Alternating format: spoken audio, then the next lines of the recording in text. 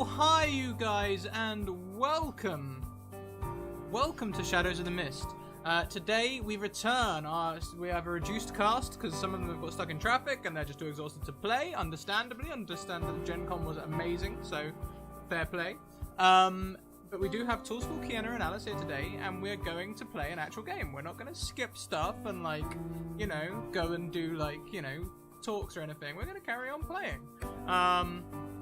Linnet City of Mist, it's a really good game. And talking of people in chat, Tool School, thank you so much for that sub. And I'm going to try and say this name and I'm going to butcher it. Okay, here it comes. Glorindel. Sounds dwarven. Glorindel. Thank you for your subscriptions.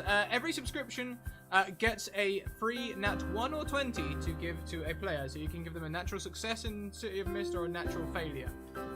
And that would be dynamite if they have it unlocked, of course. Now, for those of you who don't understand them rules, just think of it as a nat 20. It's easier that way.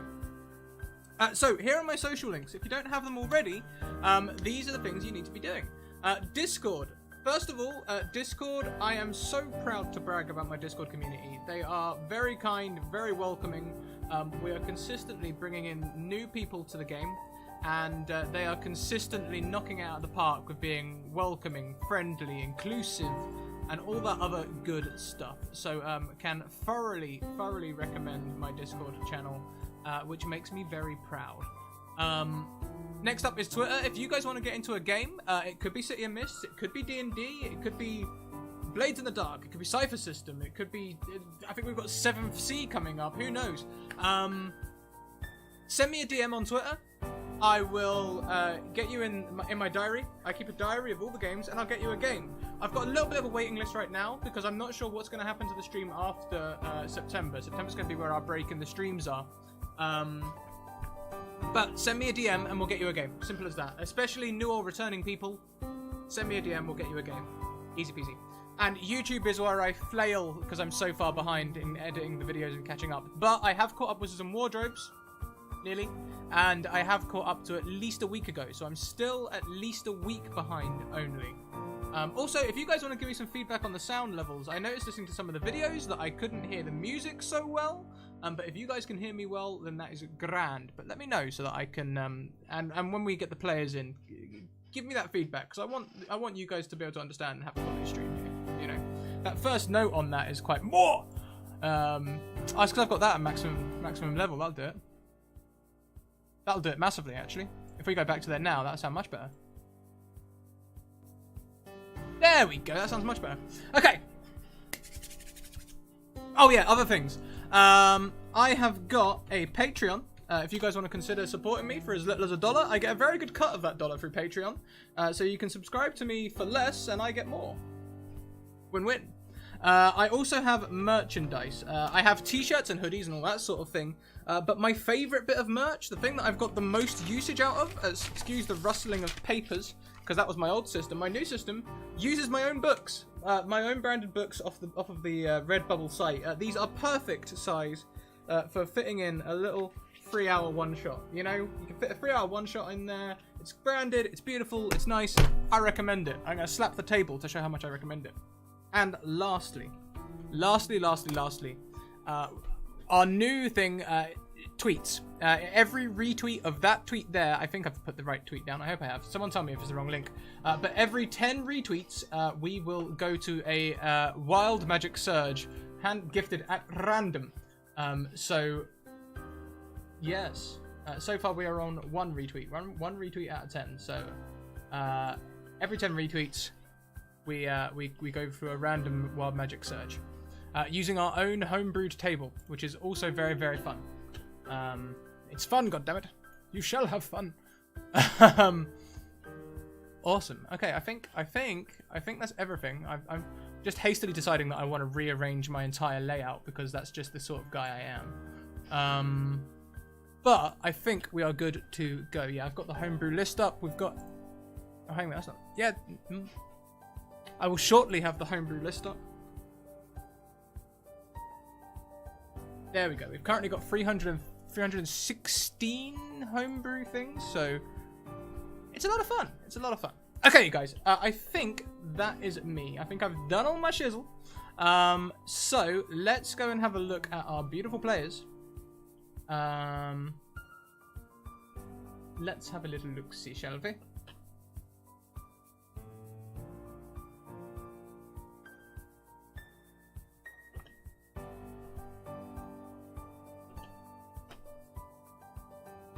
Yeah, let's go and get our players. Oh, hi, you guys. Howdy, howdy, hey. Oh, hi. Oh, hi. Oh, hi. Hee So, you lovely people, why don't we go around today, talk about how you guys are feeling after Gen Con, Tour School, and how the rest of us are feeling having missed GensCon. GensCon. Yeah. Jen, she's so great. She runs a great con. She really she did it in the UK just for us. It was around my friend's house. It was. Yeah, I didn't know. Okay, so Tour School. Why don't we start with you? Yeah, I am back. Okay, there's really loud music playing. That's my problem. I'm sorry. How do I stop? Okay. Okay, in Roll20, on the top right, there's a cog. Just beneath your name. I'm about to take care of it. Yep. There we go. Sorry. That would be me realizing that I've been, in your channel for the last 45 minutes, and just now I'm opening my character sheet. I'm like, because I'm awake after Gen Con. My brain is completely. It was in the sound check when I was like, I'm gonna play some music at full volume. Is that okay for you guys? And you said yes before the music even started playing. I thought, well, okay. I thought you were talking about you talking in your mic. I'm like, hey, I've been talking with you for 45 minutes. I've been talking to you for like 30 minutes. I would have said something by now if there was a problem. We've already killed Kiana. We're not even So this is how today's gonna go. And the best part of it all is I'm playing Clinton, who is all about being on top of things, being on a schedule, totally being all with it. So yeah, this is gonna be great. But Gen Con was phenomenal.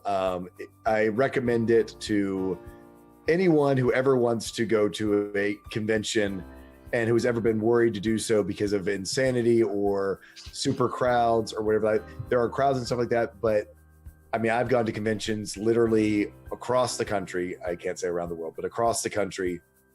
Indianapolis is the most incredible and welcoming city. Just throws the city's doors wide open, rolls out the red carpet.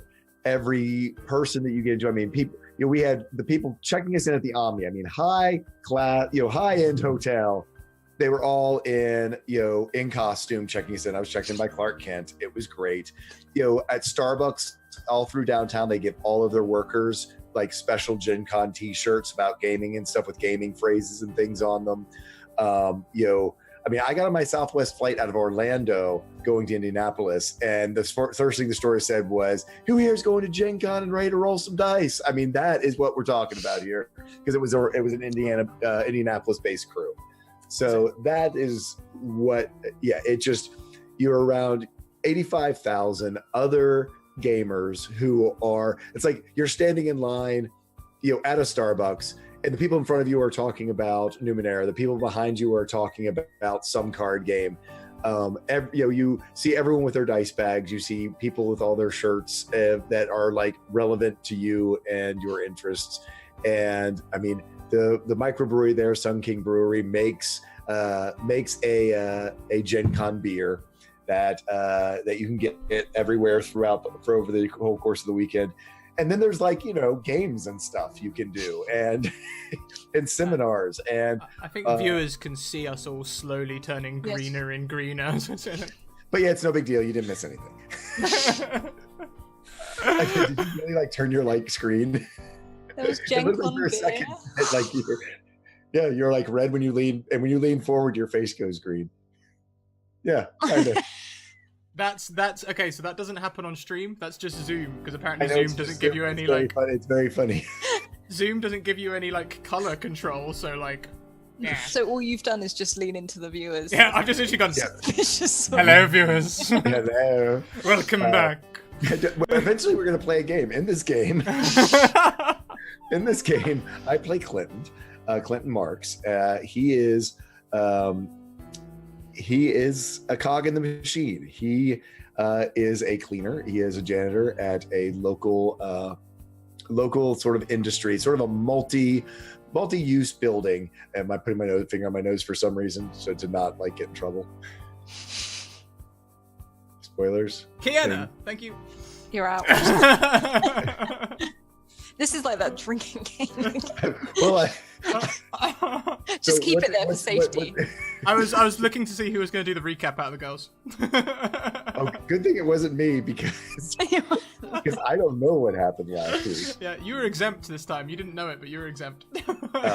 But yeah, I'm learning this new fun City of Mist game. It doesn't have numbers in it, so I created a character who's all about numbers and numbers and schedules. And for those folks who were with me over the course of the weekend, bears no resemblance to the way I turn into Condad and herd entire herds of people down through the convention to get to places and there and back and things like that. Totally not based in reality. As I learned, I earned the title #Condad, and not to be confused with Condaddy, which is why I learned at San Diego Comic-Con because. Yeah, after 160,000 people saw the video of me as Grill Master 76 with my being the silver haired. Yeah, there's whole stories there. Alicia knows them, and yeah.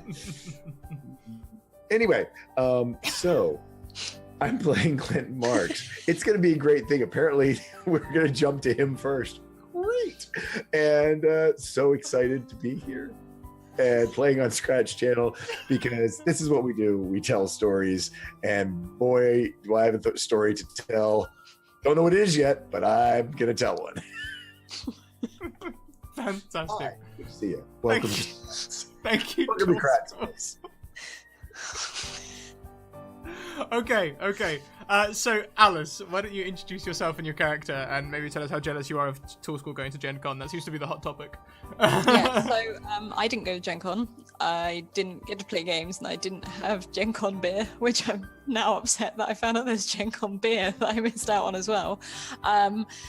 But definitely I'm going to try and work out that next. You might not have. There is rumor. My good buddy Marcus and Andrea, who own the Cloak and Blaster down here, are good friends with Sun King. There is a possibility that they will have a keg. If there is still a keg left, they are doing a big Sun King event, and it might be happening when you're here. That you will have Gen Con beer post Gen Con. I cannot guarantee it because I bet you it will sell out the first night. But just saying. But I will take that for sure. I am playing Imogen Carter. She is quite a timid girl, quite happy, clappy, gets walked over a lot because she's like that. She works in a diner. Her boss is crap at what he does and always turns up late, or if at all. So she's normally running it and has loved meeting all these crazy people that have come into her life for random reasons. But yeah, I look forward to it because I can't wait to play this game. Awesome, thank you, Alice. And lastly, Kiana, why don't you introduce yourself, tell us about your character, and then give us a little recap of what happened last week. Yeah, so hi, I'm Kiana, and I will be playing Xiulan Li, who is a 18-year-old punk-ass kid who works for a gang as a thief and kind of just parkours her way through life, kind of gets distracted by the next cool thing that's happening, next exciting thing. She has a job to do, but there's mysteries to solve. She's interested in that, so it's going to be real interesting. And for a recap, this is going to be fun. Good luck me trying to figure this out.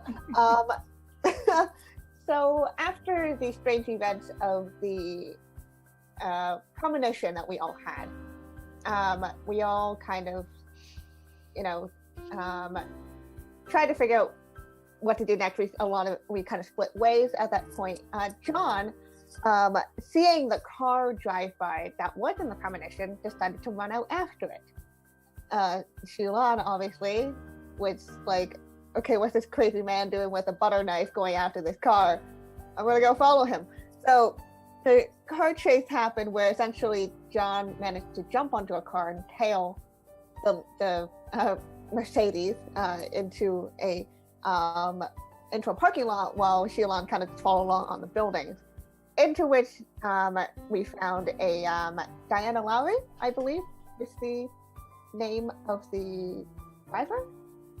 I remember saying correctly. Diana Lowry, yeah. Ha!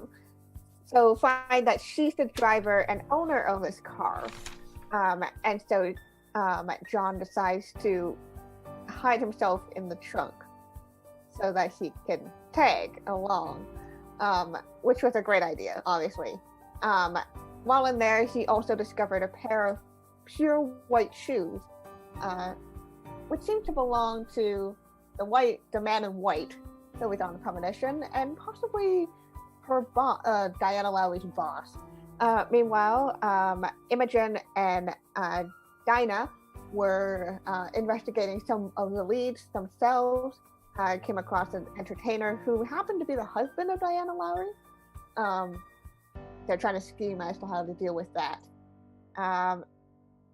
After kind of collecting these clues, I believe we just we had Christmas Day, seeing what everyone else was doing, and then I believe we're gonna kind of hop in from there.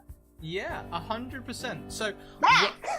Whilst everyone else was, chasing people and solving cases and being, super active on their Christmas Day, we're going to pan around to Clinton Marks on his Christmas Day and Christmas night.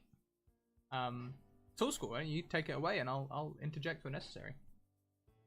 So Clinton, after having stopped in for his his dinner, or his, to the diner for his lunch, and this premonition happened, he was walking by the diner to get back to work, and so did in fact finish his shift where we left off last time. He was walking back to the diner, having not been able to cross the street, and so I'm assuming that he kept going and made it back to his shift, which he diligently worked till 5.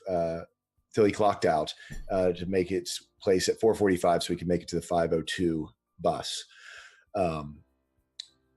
As he rode the bus home, he took a detour because it's Christmas morning.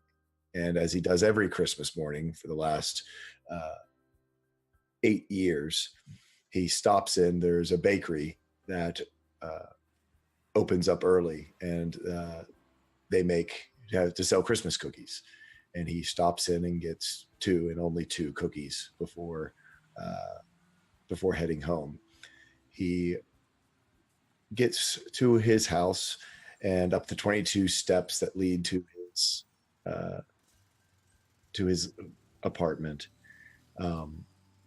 And 7:15 comes and goes, which is his normal time when he would go to bed, but not on Christmas morning. He goes over to a small closet and unpacks a little artificial Christmas tree that still has the box and the wrapper and everything that came with it, and undoes it and spends 32 minutes putting it together over in the small corner.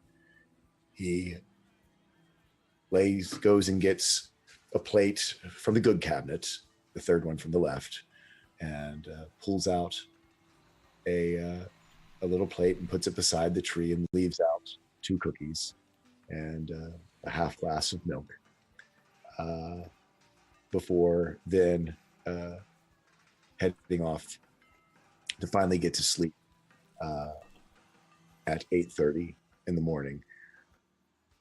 He sleeps, and as on schedule at 11:08, he gets up to go to the restroom, and as he passes by, he takes a bite from one of the cookies so that the next morning one will have been found. He washes his hands, and at 11:10 flicks water from his fingers on the orchid that's up above the toilet, and then sleeps through till 3:15, where he wakes up, walks over and looks under the tree, just stops for a moment, and then heads over, makes his one egg, his one slice of bread for toast, and his coffee. He goes through his morning routine, brushes his teeth. He's finished up by 4:22, and then at 4:30 walks down the mailbox to look at his mail. But these days, the Christmas paper, it's basically all ads. Very little of it's left by the time he's sorted through, taken his 6 minutes to do so. So at 4:36, he looks and reads at each one of the papers and then walks to the bus stop. At 5:56, 6:19, he takes the bus to work. It's the long route because, especially on Christmas morning, there's actually not many people at all riding his bus. It's later in the evening now, but most people are at home Christmas night. And he still goes and sits in the park, takes out the 2 slices of bread, and only 2, to feed the ducks. There are some people out and about more than usual in the park. Quick question. At 8:32, does Vincenzo pass by so that he's visible from the park? Is Vincenzo's schedule the same on Christmas Day?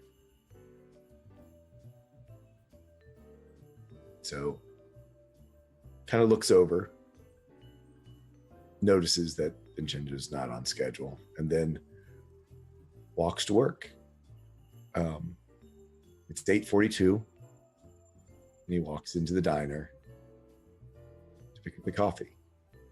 Says hello to the waitress who always has it ready for him, and says his normal response, "How about that weather?" And she'll just smile and nod and said, It's nice for a snowy day. Yeah, pretty nice. He normally would fix his coffee in the same way as he always does and leave, putting the lid on, but it's Christmas Day. So he walks down to the second to the last stool on the bar, and one that has a little bit of a slit in the top, and sits down and looks uncomfortable and out of place because he doesn't have to go to work today. In fact, he doesn't have to go to work all week. He doesn't quite know what to do with himself, as he doesn't know what to do to himself every Christmas week. So he sits there. That's the few pieces of paper that is left after the ads are gone, and just kind of awkwardly sits wondering if maybe, just maybe, something will be different this year. It is 1999, and maybe when the millennium finally arrives, something, anything might change.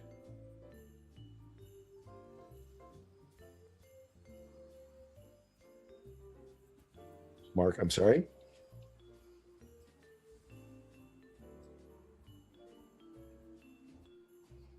Know where to put that. Oh, gotcha. Okay. Attention. Okay.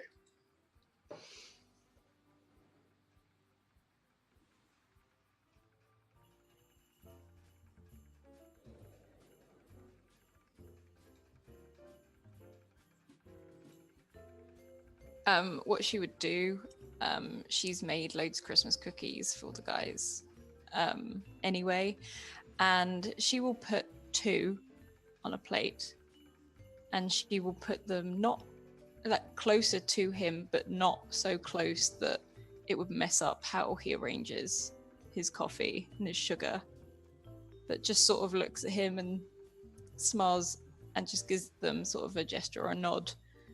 And it's just like, Merry Christmas. And she sort of leaves him to have them if he wants them.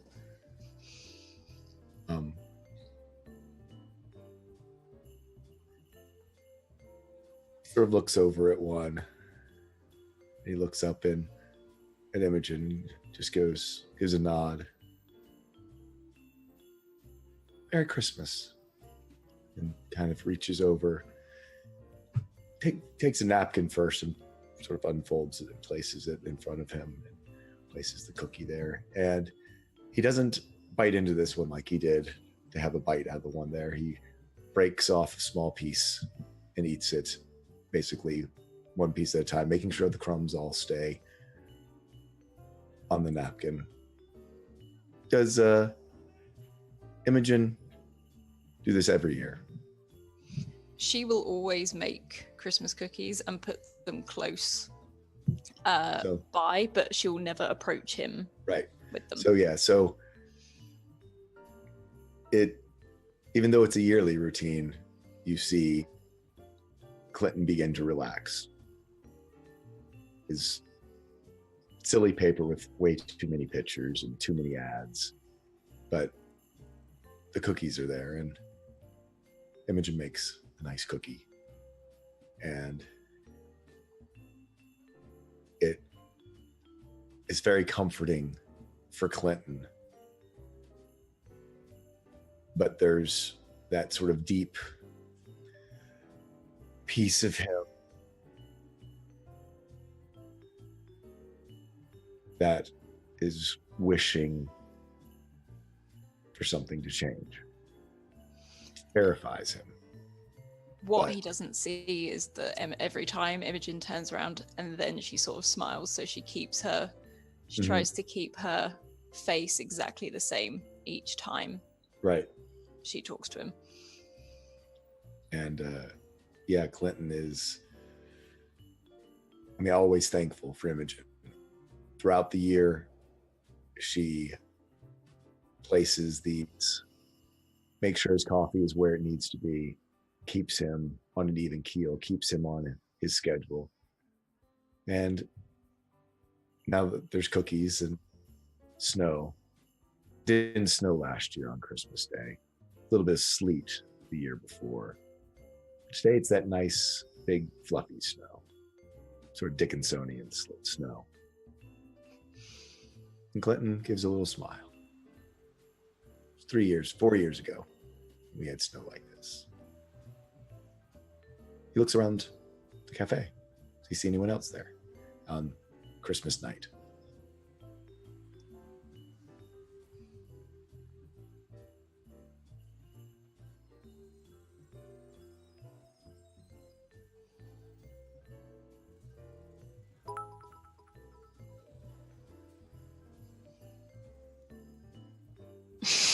Yes, because John asked me to get him to the freaking whatever sanctuary place thing to make sure he doesn't get arrested for having a sword.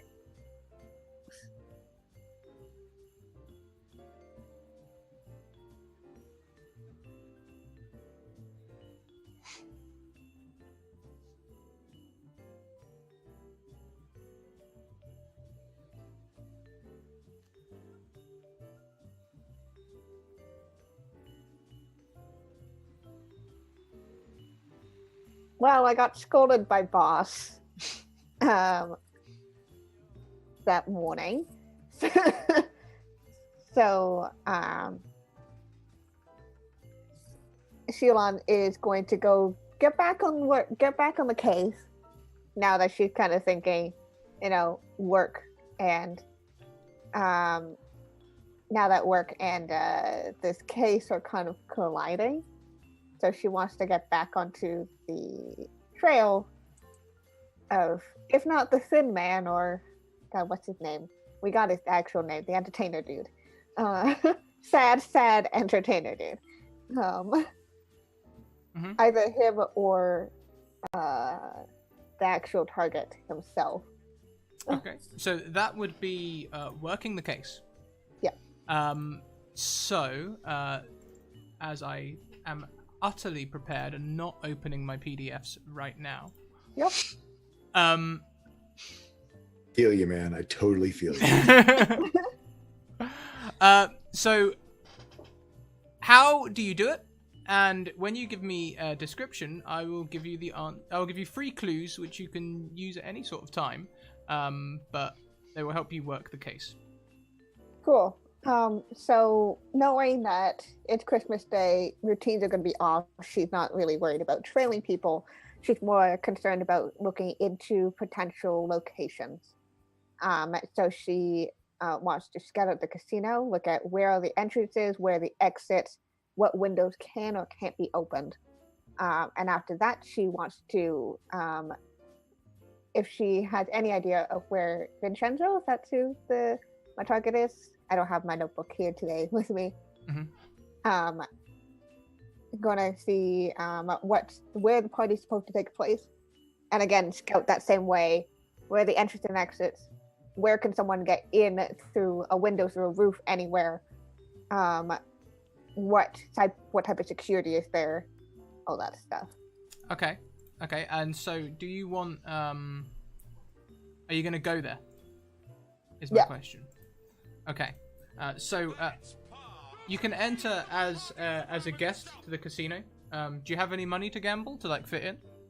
I got that pocket money from Dinah, $100 or something like that.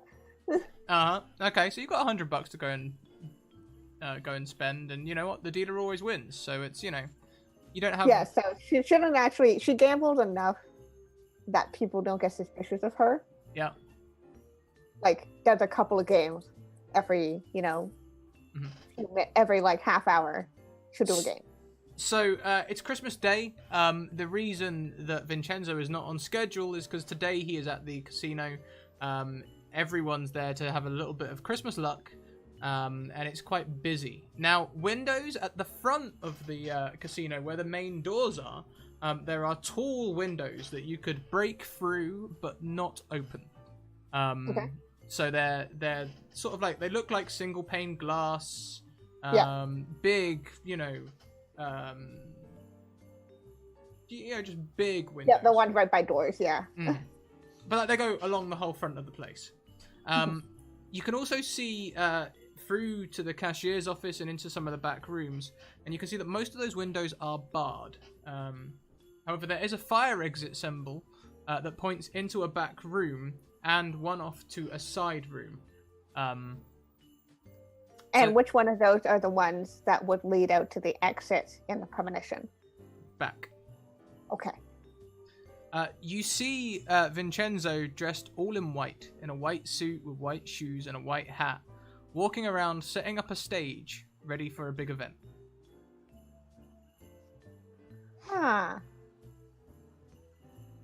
Interesting. I'm gonna keep sticking close to the edge or by groups and just kind of, keeping an eye on him. What's his movement? What's he doing? Yeah, I mean, he's walking around. He's, directing people where to put things. There's a degree of trepidation that people are taking with his orders. He's the boss. He doesn't necessarily 100% know what he's doing, is the look on their faces. But they're not going to disobey him either. So it seems a lot like they do one thing and then maybe someone else will come along and change it again afterwards. But, that's the way of things. He's very much in charge, very much trying to hurry people along. It looks as though this show's important to him. Okay. I count that as 2 clues so far.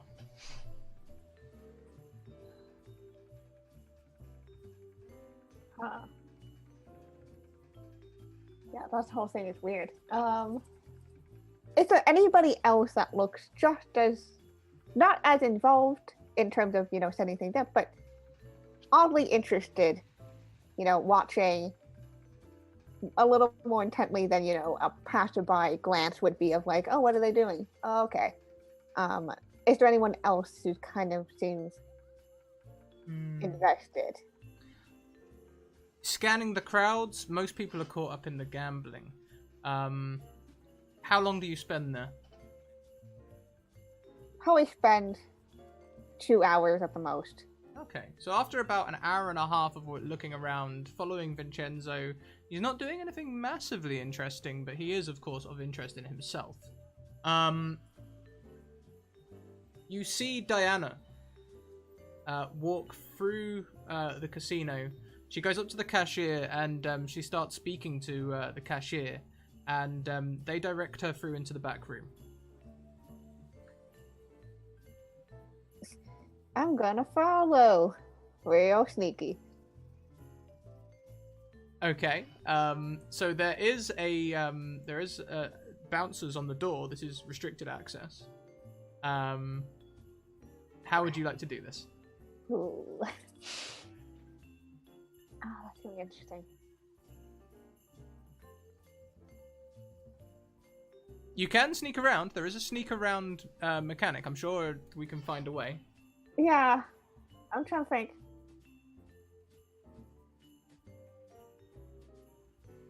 Oh, wait, that fire exit is to, that's the direction of the fire exit, right?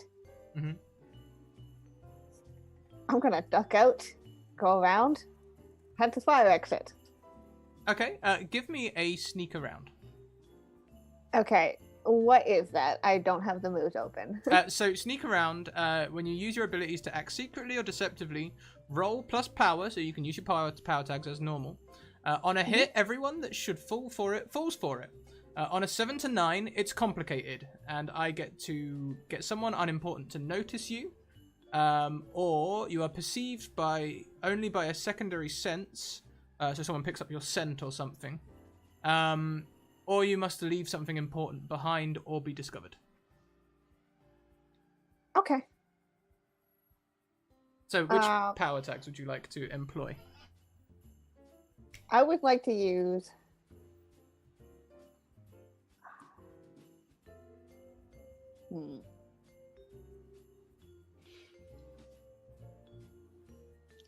I think I'm going to use the thief theme book with slip away unnoticed and burglary, because this is the same kind of stuff I do. 100%, I agree. And I guess possibly a weakness of overconfident. Okay, so I make that 3 plus 1 minus, that's 2d6 plus 2.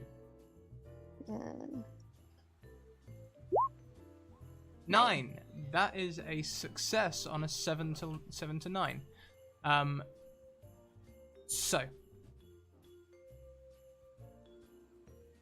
as you are sneaking around to the fire exit door, you can hear raised voices. Oh, I'm definitely listening in if I can. Did you hear Diana speak before? Yep. It's Diana's voice and the Thin Man. You can tell just from hearing them. They are having an argument about him working through Christmas Day. Okay.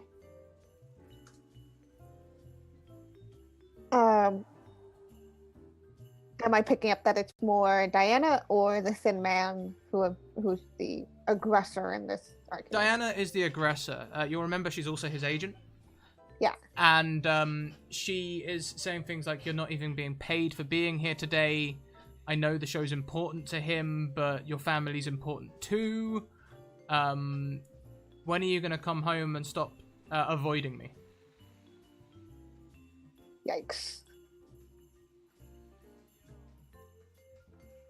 Yeah, I'm going to kind of keep listening in. So this is coming from inside that I can hear? Yeah, inside near the fire exit. There's a barred window. I'm going to keep listening on that and just keep picking up on like, okay, so he's going to show for Vincenzo. Huh. The argument crescendos. She flies off the handle at him. And storms from the room. Her arguments almost become nonsensical, and as she leaves, you can sort of hear him, after a moment, sort of begin to sob. But then soon after, you hear the door open and close, and no longer hear voices. Oh. That's really sad. Well, I still want to go check out the back room. So I'm gonna check the door, and if it's locked, I'm gonna pick lock it. Okay, yeah, we'll use your previous sneak around so you can jimmy the door open. Across the alleyway, a homeless man spots you.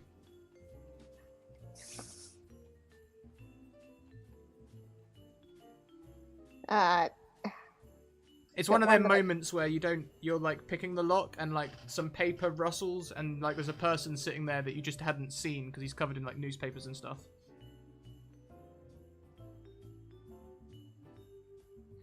What is his expression? Quizzical? I just kind of. Yeah, okay. He just sort of like gives a nod.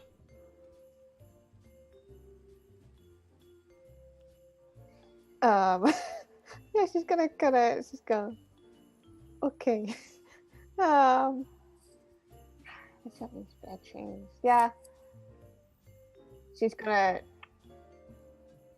gently toss, or not even toss. That seems weird. She doesn't want to leave the door because she's in the middle of picklocking it. But she just kind of takes out a, $5 bill and just kind of puts it on the ground next to her. And finishes picklocking the door and just gets in quickly. The note disappears into his pile of newspapers. Yeah.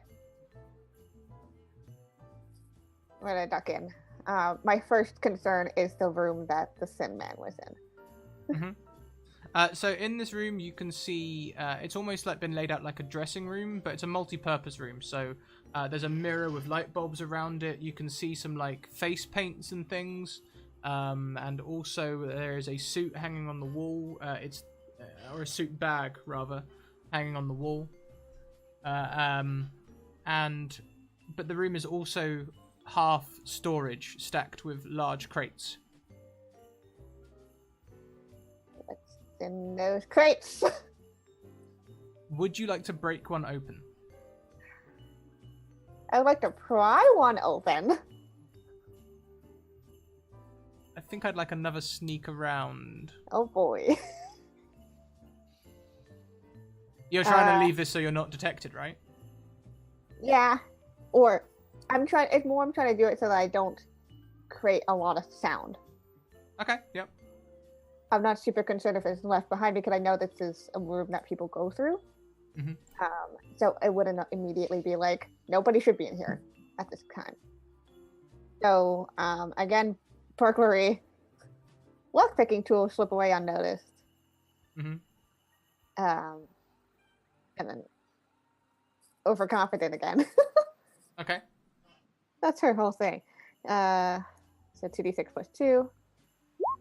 11. 11, that is a resounding success. Yeah. You can pry open, and inside there are, this case is full of machine guns. Oh, great. That's fine. That's great. How much does Lee know about guns? She doesn't know a ton. She knows enough how to recognize at least the major model just by look because that's something she's had to do before. But like here's a list of jobs dealing with arms dealers or whatever. Mhm. Having to know that we find the right shipment and noting down that information, which Okay. stealing if needs be. So you will recognize that these are Russian weapons. These are Kalashnikovs. Okay. You'll also recognize them particularly because on one of the crates there is a shipping information that is very familiar to you as a shipment that went missing some months back. Huh. Okay, she's gonna slide the crate lid back on. But take a note again of the shipping label. Just pull out her notebook and just kind of quickly scribble it. Mhm. Nothing else of note in here. Nope. Well, except for the things I've already described. Yeah. Which, if I look at the suit bag, does it have the Thin Man's name on it? Lowry is written on the top. Yep. Okay. So she's like, okay. Yeah, I think she's gonna leave that room. So Kind of, poke her head out. as you go to the door, we'll carry on using the 11 sneak. A guard walks past the door, a thug. He doesn't notice you, but this area is being patrolled. Great. How many other rooms are back here? Well, there's there's an office, there's some stairs, there's the coinage that would lead onto the casino floor.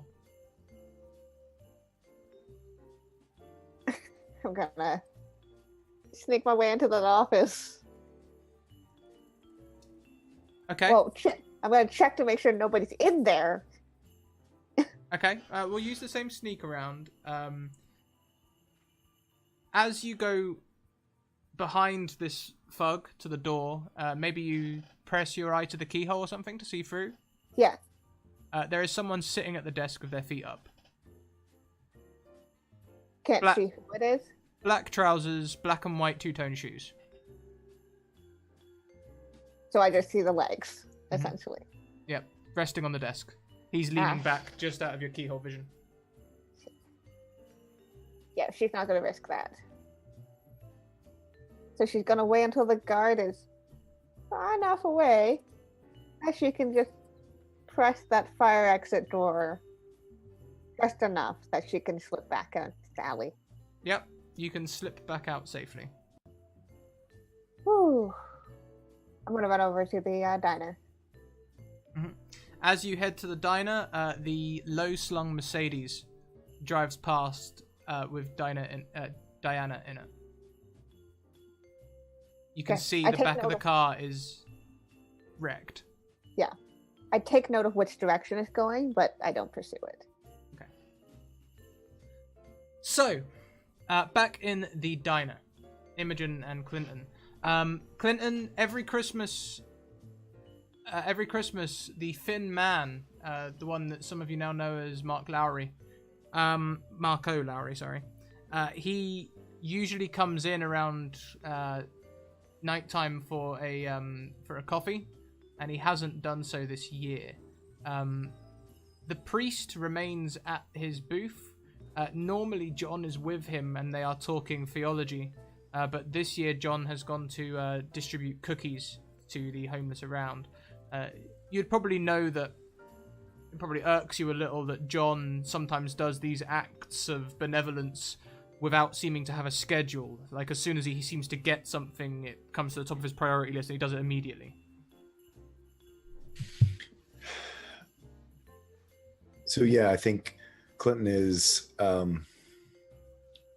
keeps looking towards the door, waiting to see the thin man come in, and doesn't, and so he sort of makes himself busy. It's tough for him.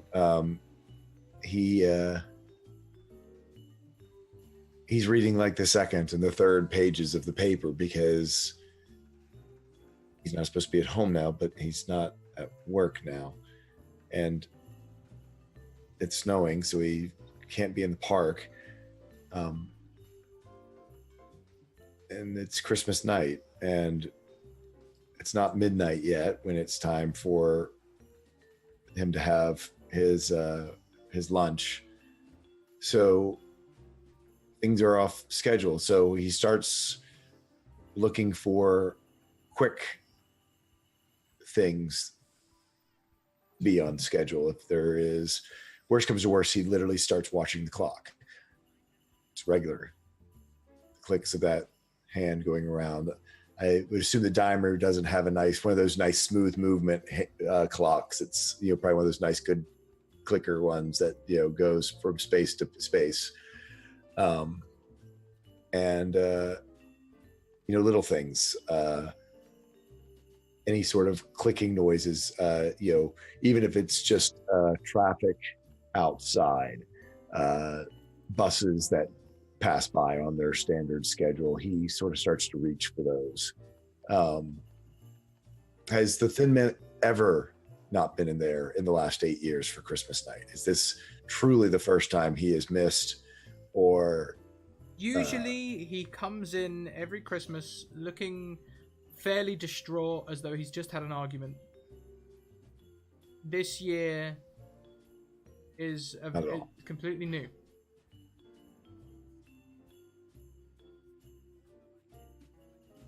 He starts making nervous conversation with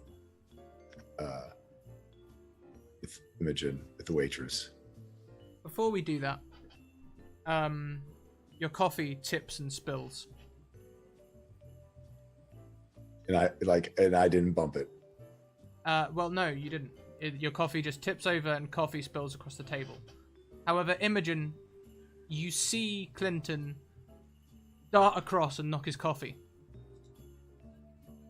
And I immediately pick up the cloth that is tucked into her apron, and she's just like, no problem, and just quickly trying to set it all up how it was and get rid of... You didn't do that, Clinton. Oh, no, yeah. He's looking around, and he was watching the clock. He was just watching the clock, and his coffee fell over.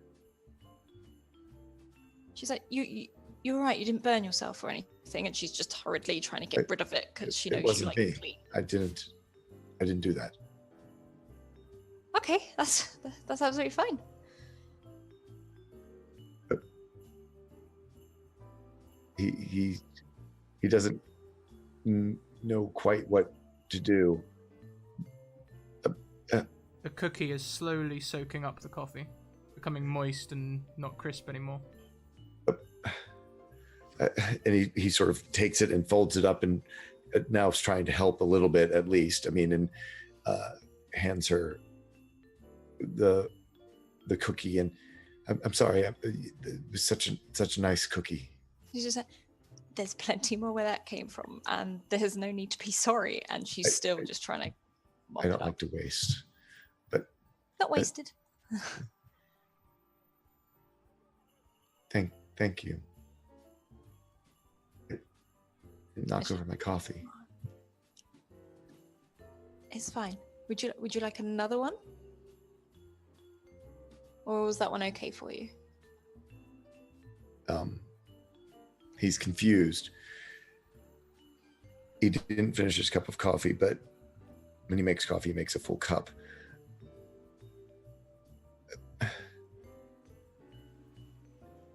Just half? Half Okay. coffee. No problem. And she immediately tops it up. Just half. Yeah. She's sort of been watching she always watches how far he drinks coffee, how much he eats of the cookie, and how he moves things. So she probably fills it to just about the right place.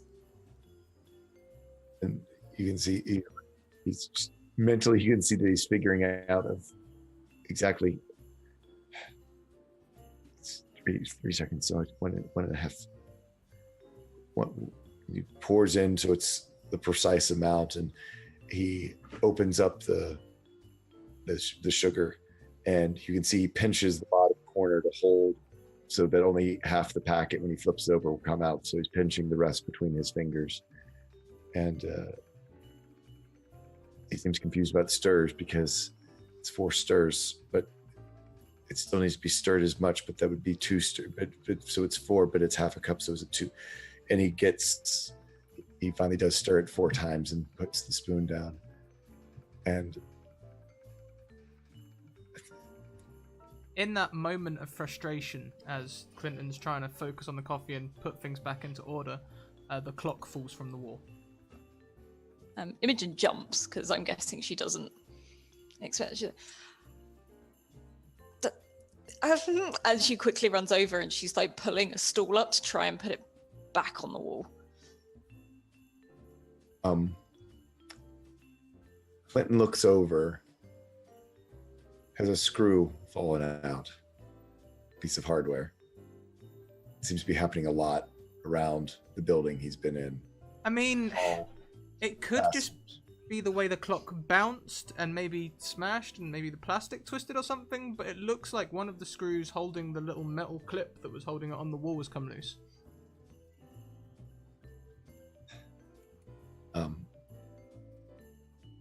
Clinton goes over to Imogen and tries to help her clean up the clock and sees the piece of hardware that is fallen out, and it's happening all over our building too. It seems like screws loose. He kind of laughs and smiles. Do you have a screwdriver? I can fix this. I do that. I might do. And then she sort of passes him clock and probably disappears behind the bar for a bit and has a look through like the lost property. I mean, Clinton, that screw looks like a butter knife might fit it.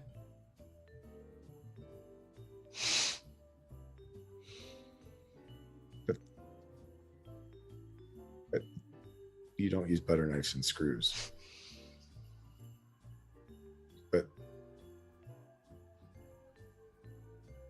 But you don't use butter knife and screws. He starts saying that, and as she keeps looking and not finding something. She's just like trying to dig through the box to find anything. Is the clock still working? Yes, however, the mechanism has shifted ever so slightly. So where the minute hand used to point, the second hand used to 100% click on each dial. It was a real big note of satisfaction for you. It always hit the Right on the line. Yeah. Now it sits halfway across between two lines. And it wobbles slightly as though it's loose.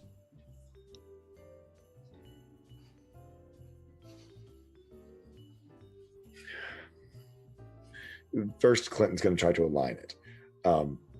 Is it a center dial? So it's just a matter that the whole mechanism is turned just a bit. Can he twist it to get it lined back up? You can, and you do. Okay, so you twist it and line it back up, and now it sits on the notch until it gets round to the other side, and as it's coming back up, now it hangs halfway down on that side. It's as though the needle's just come ever so slightly loose from the mechanism. Do I see him like just puzzling over this? Maybe sort of every now and again, sort of like Clinton's frustration with the butter knife might be showing a little. Like, oh, perfect. Clinton, please roll me a 315, a D315. Oh no.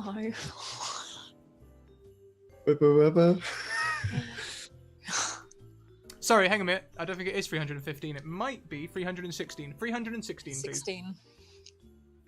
1D3. What have you done? Thank you very much for the donation, Nagabout. 304. Is it that hard? Not is it like the only other list where high numbers are bad? No, completely random. So that one's not going to work so much for City of Mist. I do a different roll. Yeah, go for another roll. I was going to look for one of them's around it, but yeah. Do you know if you just press up, you can do the repeat of the last thing you typed? Oh, right, yeah. 268. So, what colour shirt did Clinton put on this morning?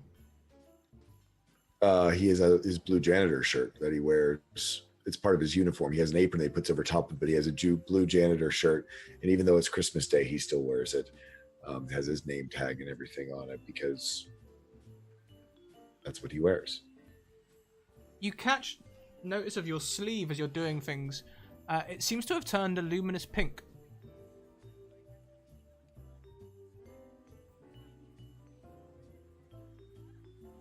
You were definitely wearing the shirt you came in with. Imogen, Clinton's been wearing a bright pink shirt all night. It's been a very strange thing. You've not mentioned it, but...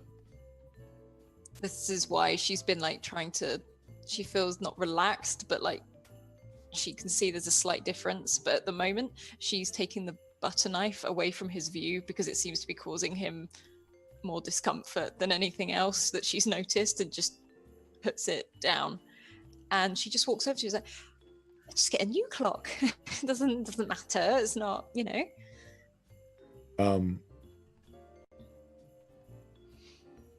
Oh. Yeah, what do I... His whole face in the crowd is just... he notices it, and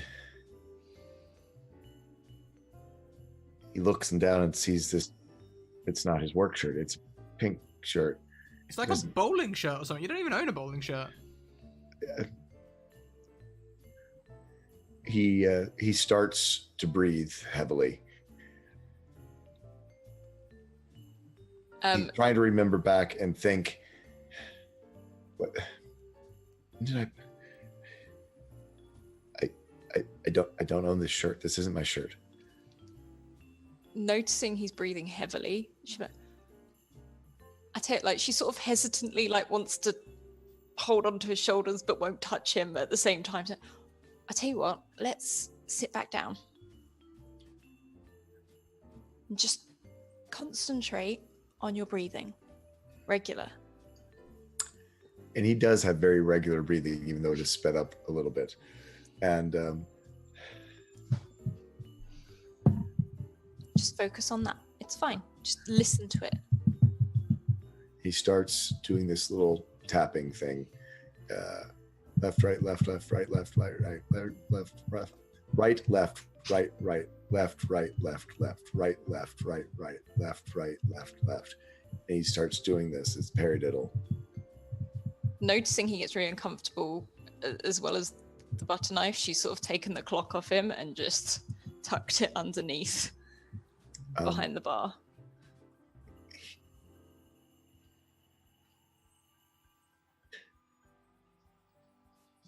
Did I leave my shirt here? This isn't my shirt.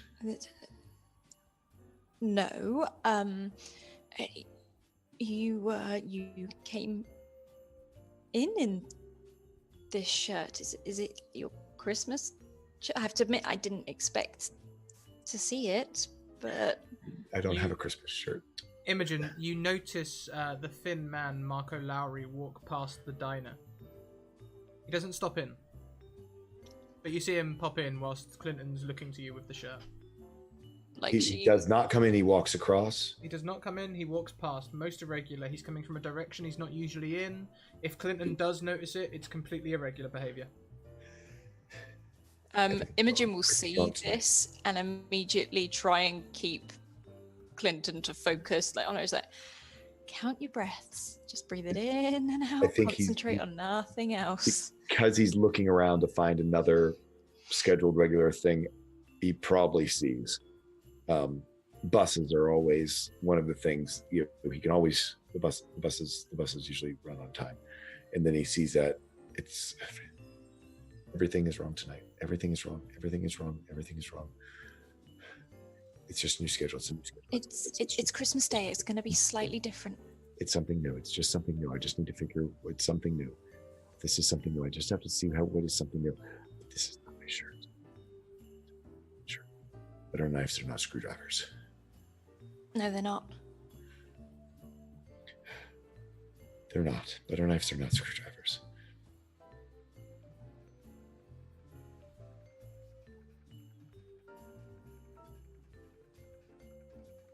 After a few minutes, Lee will enter the diner. Like, Imogen looks up at her, just like,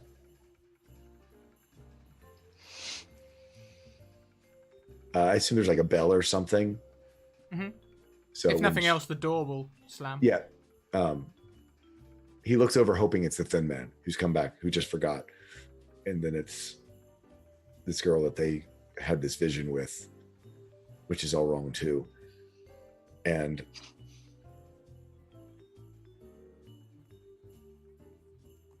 he looks around. All wrong, but it's something new. It's something new. He begins to whisper. There's a little smile that creeps across. It's a smile, but it's like he's almost scared to smile because it's something new. Would Imogen hear that? Oh yeah, you would hear it because I assume you're right there with them. Yeah. It's not wrong. It's just something new, and then it starts to hit him what he is saying. That it just a new pattern, just a new, but it's something new. New isn't bad. It doesn't have to be bad.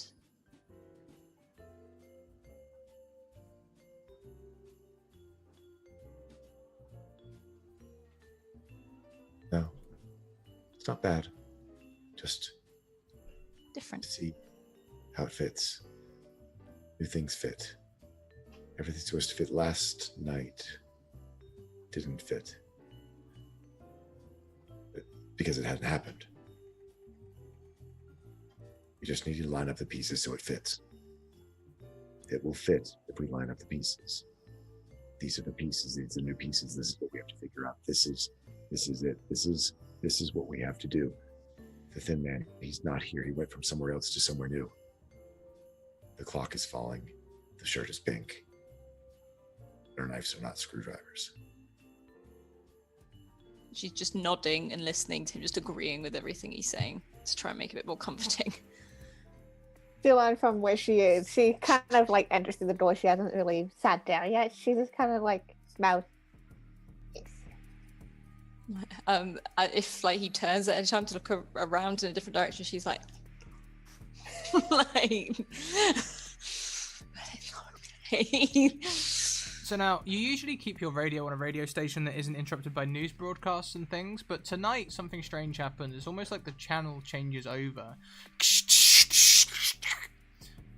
We interrupt this broadcast to bring you breaking news. Police are rushing to the suburban area of downtown, wherever the hell we are.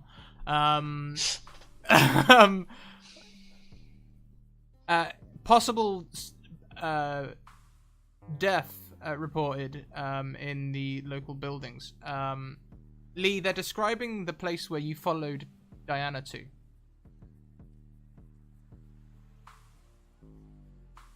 Diana Lowry reported dead after mysterious circumstances following an argument with her spouse. Police are yet to report on the circumstances of the death. I immediately look at Lee. Well, shit. Well, that was her husband that just walked by. I think. Yeah, maybe about. I would have been kind of following him anyways if he had.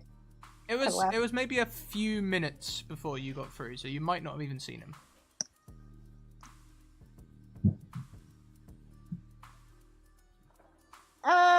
So Imogen, what was that? That was Diana Lowry, you know, shoe person that works with Man in White. Right. And she sort of thinks, she's like, there's a lot of weird things happening today. Yeah,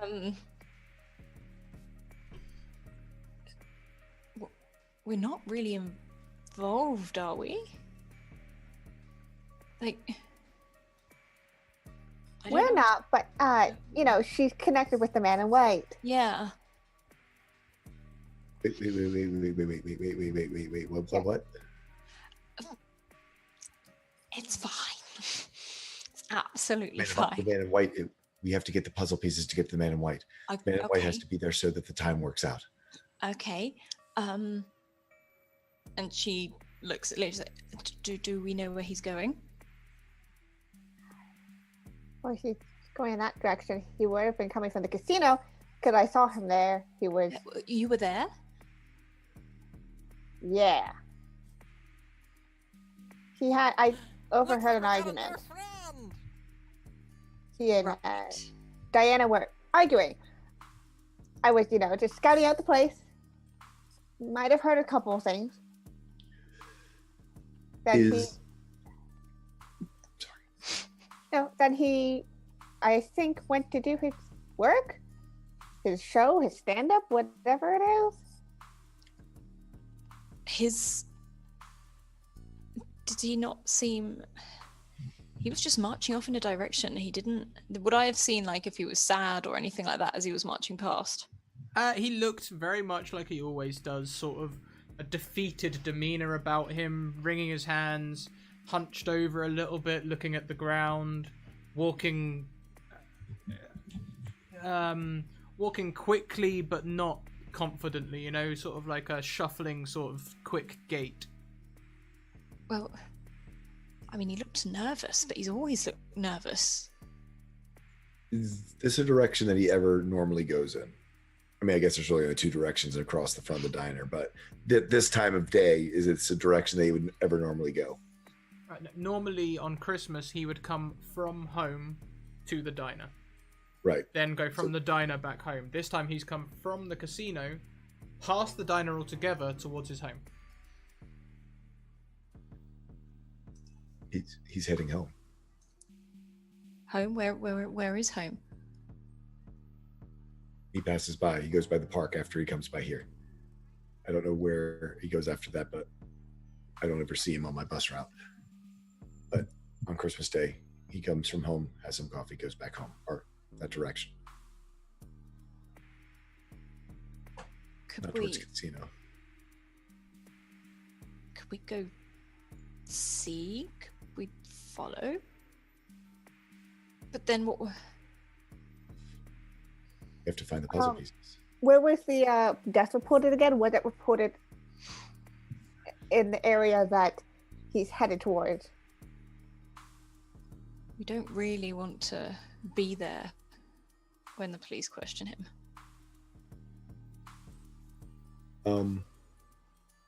On keen sense of time, how long would it take for him to normally walk from the casino to pass the diner? Or if I need to roll for it? So hang on a minute. So what are you trying to discover? How long it takes for him to get from the casino to the diner, or from the diner back home? Yeah, I guess since I don't know where he lives, there wouldn't be a way for me to know that. I know where the casino is, but I don't know where his home is, so that doesn't work. Never mind.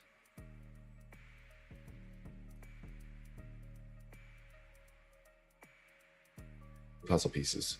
You have to find the puzzle pieces.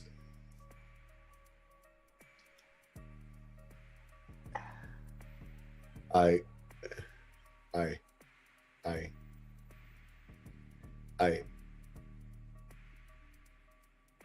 smile comes over Clinton's face. Follow him. We want to follow him. No one notices me. They never do.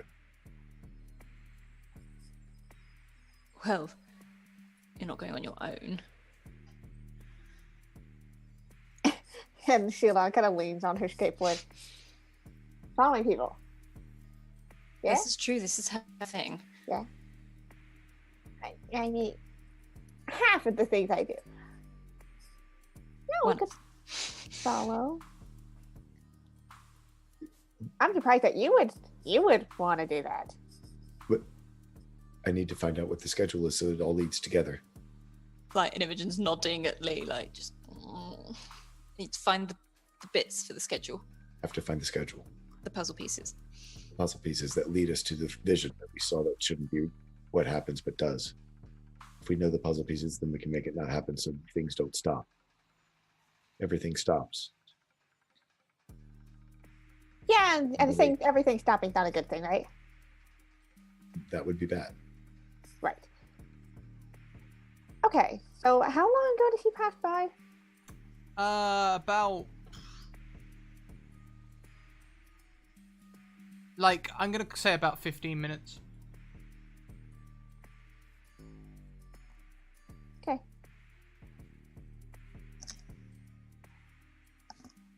Downtown. We haven't heard any sirens, have we? There's a news report. Yeah, there's no sirens come past the diner, but you would know that the most direct route from a station or anything like that wouldn't be past the diner anyway for them. Okay. Most people walk past the diner towards the suburbs because they can cut through the park. Hmm. Should have got home before him. Should have died in the house after the argument. Okay. I have no idea where he lives. Yet. I was supposed to. Do I? You followed him back home, didn't you? You followed her back home. You know where Diana lives. Did I do that? Or was it just John that did that? John. Don was the only one in the trunk. My Lee mistake. told him not to get in the trunk. Yes. And Okay, she was so like, "You're crazy. You're a crazy man going into somebody's car." my mistake. Only John knows. Yeah. Well, I guess we could follow. But you know what? They say like it's down on, I don't know how do American suburbs work? It's down on 52nd Street. I don't know. How do American things work? I don't know. Okay. So we follow that way. I'm assuming by this point the police are already there. So I think we just have to follow the sounds of sirens, right? Right? Is there anyone else in the diner? Like, can I actually close this place?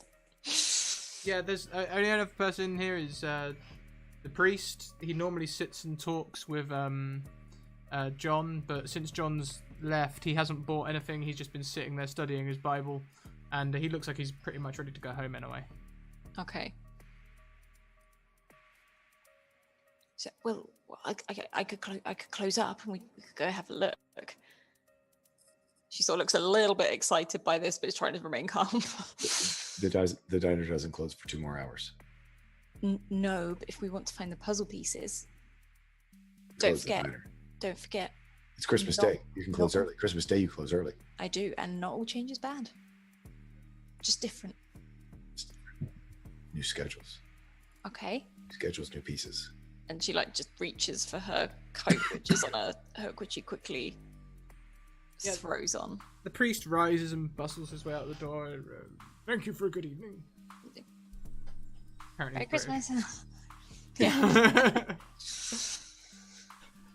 Clinton looks at him. So, this isn't my shirt. There's something else here? Not Okay, my shirt, another but coat at least not or this. A chef's jacket. White or black? Black. Okay. And she hurries off into the kitchen and grabs one, brings it straight back, and just holds it out. Is this Is like it- a brand new fresh one, or has it been used? That's what I was gonna say. I'm assuming this It is will be brand new kind of faded because out. she's the one who cooks everything because her boss never turns up. Yeah, so it's that sort of nice faded gray. It's got like the creases in it from where it's been folded for so long. Yeah, if it's gray, especially if it's not that nice fresh woolite black, yeah, that perfect. And she's like, Emma, okay. did you have a phone? I just need to call someone. Yeah, out the back. Just Yeah, I'll be really quick. okay.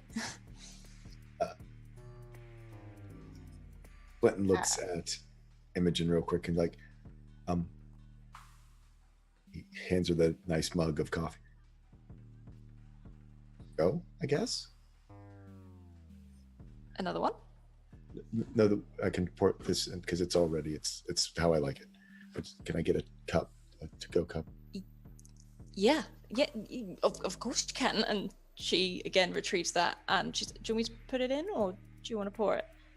He hands it to her. So, okay. And seeing her surprised look goes, not all change is bad, just new. Just new. And she pours it in and puts the top on Almost and just pushes it towards him. symbolically, as you're pouring the cup, some of the coffee slips through a crack that you couldn't see until the coffee touched it.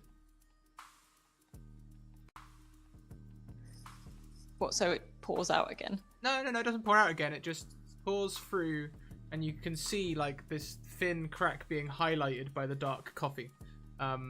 It's a hairline crack that you couldn't see until it was touched by a liquid. In the mug or in this little mug? The mug, the main mug, not Because this is the mug I knocked over. Mm-hmm. Not the to take away mug, the one that you knocked over. Right. But I see it, or Imogen sees it. I was to say, who's seeing this? Well, I don't think Imogen would notice. But I do. Could be a sign. It's cracked. What, the mug? And she picks it up to have it. Yeah. We They fixed break all the time. But And she we fixed it. We changed. picks it up and looks at it again. I would have had the mug, it would have cracked it. Coffee would have gone everywhere. Now the coffee's in this cup. Styrofoam, not cracked. New. It's something new. And better. A bad thing didn't happen Mm-hmm.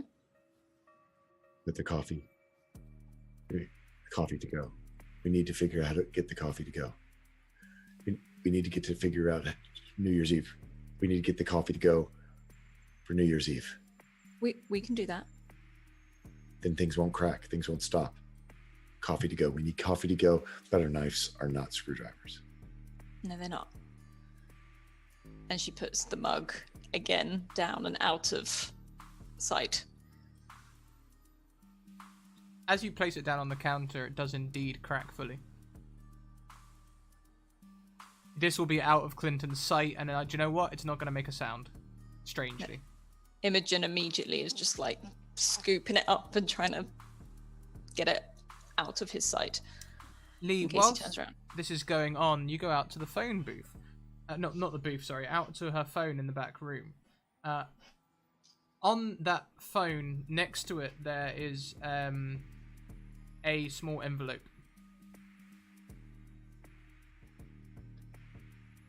Okay. I'm still gonna kind of grab the phone, but with one hand, just kind of flip over the envelope to see if there's any addresses or anything on it. You flip open the envelope, or you flip it over? Flip it over first. It says Christmas Eve on it. Okay. Just casually open it. There's a $50 note in there.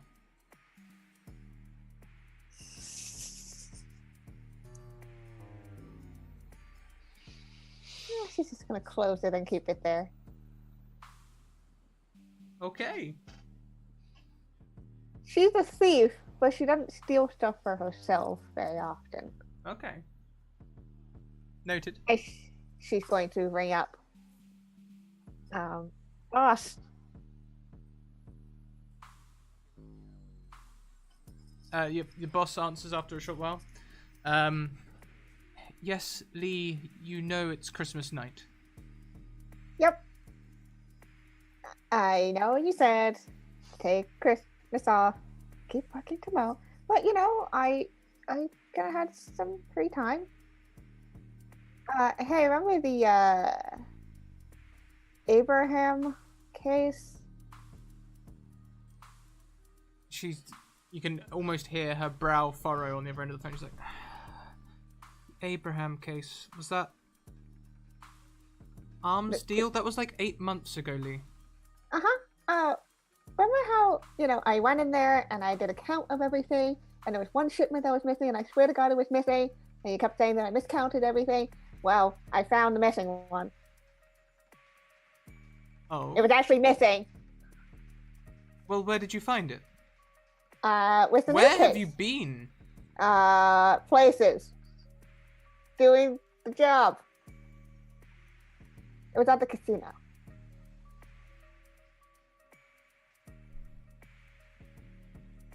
She goes dead quiet.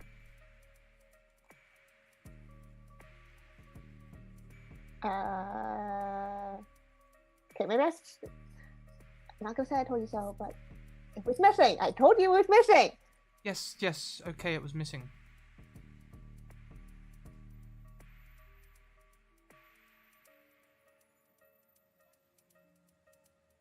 Thank you for this information, Lee. I'll keep it in mind. Be careful investigating Vincenzo too close. We don't want to be discovered. Yep. Follow the people he speaks to, not him and not his establishment. Uh-huh. I never get caught, you know that. I won't be able to bail you out if you do. I'll be fine. I never get caught. Thanks for the concern, boss. For God's sake, would you go and have a Christmas? Yep, I'm doing that right now. Okay, bye. Hangs up before I even get a response. Head out. All good? Yeah, so following. Yeah, we're following people. Okay. And she looks a little bit excited by it, pulls up like the collar on her jacket and wraps a huge scarf around it. She's like, ready. Have you ever, tried following unnoticed before? Oh, I've never followed anyone. Does it count if I just know what everyone does? Who and when they do it? I mean, that helps. I'd say that counts. In a good way. Scott, if I may, can I use my training theme improvement, which I got because I marked attention to it all the way up? I would like to use the expert advice. Once per scene, I can let another player use a power tag from my own scene. Yes. So provide a tag describes a skill that you can reasonably teach them or could have taught them in advance. Excellent. And I don't need to make the change the game move to do this. No, that sounds perfect. So what tag would you like to give someone? I am giving Imogen the slip away unnoticed tag. Okay, so standing, it's a strange, it's a bit of a I've forgotten the word, but it's a really clever word. It's one of them things. Where's the I heart? love you, Scrat. Just words in general, like. I had a word, not paradigm, not Paradigm shift? No. Use your words. You're doing Paradox. It's a bit of a paradox. Normally, when like an unnoticed person and another unnoticed person and another unnoticed person all walk together, they become noticeable just by the sheer fact that they're all nondescript. But you are paradoxing the paradox in that all three of you suddenly become a slightly more unnoticeable. We're paradoxceptioning. Yeah, so I help by, I adjust Imogen's scarf so she's not like. It's like a bright mustard yellow scarf. Yeah, she's like she adjusts it so it's not so obviously around her head, and bringing attention to her. Says just stick closer to the walls, just but not right up against it because then people think you're weird. Okay. Follow his pacing, pointing at Clinton. Okay. And if somebody looks back, don't quickly look away, very dramatically. Just, put your eyes to the ground or up high. I normally smile at people when I make eye contact. Yeah, don't do that. Okay. I can do that. I can not look and smile. It's fine. Yeah. Well, most people look downwards when they're walking. So if you kind of just keep down. Looking down. Okay. Yeah. Not like this, but just yeah. Okay. I think I'm gonna stick up higher. I'll be close by. Oh, you mean like she just gestures up. Yeah. Faster. Okay. I don't think I can do that. Yeah, no. You and she looks at because it realizes he never got his name. He kind of points like to his shirt as though the name tag would be there, but it's not his shirt. Clinton. I'm Clinton. Don't even remember it. I have a name tag usually. Yeah, no. No one ever remembers it. Clinton. I remember it. Yeah, you can call me Shilon Lee X, whatever. I go for that. Shilon Lee X, okay.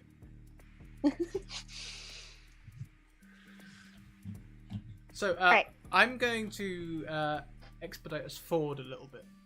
Yeah. So I'm going to give you the travel to the location and finding the location that comes granted. Once you get close to the street, you can see some flashing lights. There's no sirens, but you can see the flashing blue lights against the street signs and everything. You can find the place easily. So once you've located the place, what would you like to do? Imogen will wait for Lee. Like she'll sort of like try to look down, but look up every now and then, like knowing she needs to look down, but is waiting to be told what to do. At this point, there's probably less high buildings and stuff, so she's come down to the ground. Okay. So, there's a lot of cops here. So we can't. I don't think we can just waltz over there. So I guess we could be like, "Oh, hey, what's happening over here?" And ask them like concerned citizens or whatever. I could do that. Yeah, I don't think I can. Okay. I could just walk by. You are good at observing things, I have to say. Yeah. I'm not sure what you want me to do. I could. Watch. How's that? See how they react? To me? Not to you, to me. Oh. I mean, I guess I'll just kind of have to stick away so it's not like I'm part of your group or whatever. Okay. Is this like a collection of houses, or is it like a block of flats, or? It's like a block of flats. Okay. Imogen's gonna stroll up towards the lights and just pull her collar up a little bit as if she's really cold. And she's like, "Oh gosh, what's going on here?" As you approach, you can hear two officers talking. Would you interrupt or would you listen? I would listen. So one says to the other, "At least this one isn't a wild goose chase like that call out earlier to the officer in trouble." And the other says, "Yeah, but it's pretty open and closed, don't you think?" I know what that guy was saying though when they put him in the car. It's a bit weird. You know. I mean, you know, her hand was right next to the kettle. In my mind, you know, if you get a shock from an appliance like that, it's only a matter of time until you get a big shock. We'll see what the coroner says, I guess. He says, I don't know, he seemed pretty adamant that he didn't do it. Sounded guilty to me. Imogen strolls over and she says, "What? Whoa there, little lady. This area is off limits for tonight. Do you live in one of these apartments? I'm visiting my sister. Yeah. What's going on?" Nothing for you to worry about, lady. Nothing for you to worry about. Just a little accident. But I am worried. It's Christmas and I can't get to my sister's. No, it's okay. We can escort you up to your flat. Which number is she? 93. Okay, 93. Yeah, we can escort you up there. That's fine. Okay. And she's just, what happened? I just don't want to make sure it's not my sister. I'm afraid I'm not really allowed to comment on that. Of course. I think I left something back at work. I'll be right back, but if you would help me, am I allowed to go in as long as you're here, or? Yeah, we can escort you up anytime you need. Hopefully everything will be cleared up in the next couple of hours, though. Can I see anything about them? I'm sort of looking over them analytically to try and pick anything up. What are you trying to discover? If they're... Not if they're telling the truth, but how much. Like, from what they said earlier, are they saying anything different just to me? Is there a flat 93? Because that's a big building. Holding that role until later, if Okay. it becomes relevant. Okay. As for what they were saying, they didn't know you were there when they were talking. Okay. And I just leave for a bit. I sort of slip back. Walk back towards Clinton and Julian the X. Yes, as discreet as I can. And I sort of relay to them what I heard them whispering about.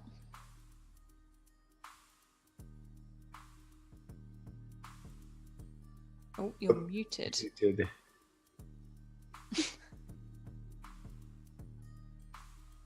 Oh, you're muted, Kiana. Was I? Oh, Yeah. Now it's back. Okay, Now you're back. Never mind. Don't worry.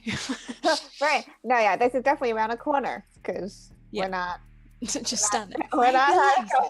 The cops can see us. Well, I don't know what to make of that. We can't. I could get in. I could try.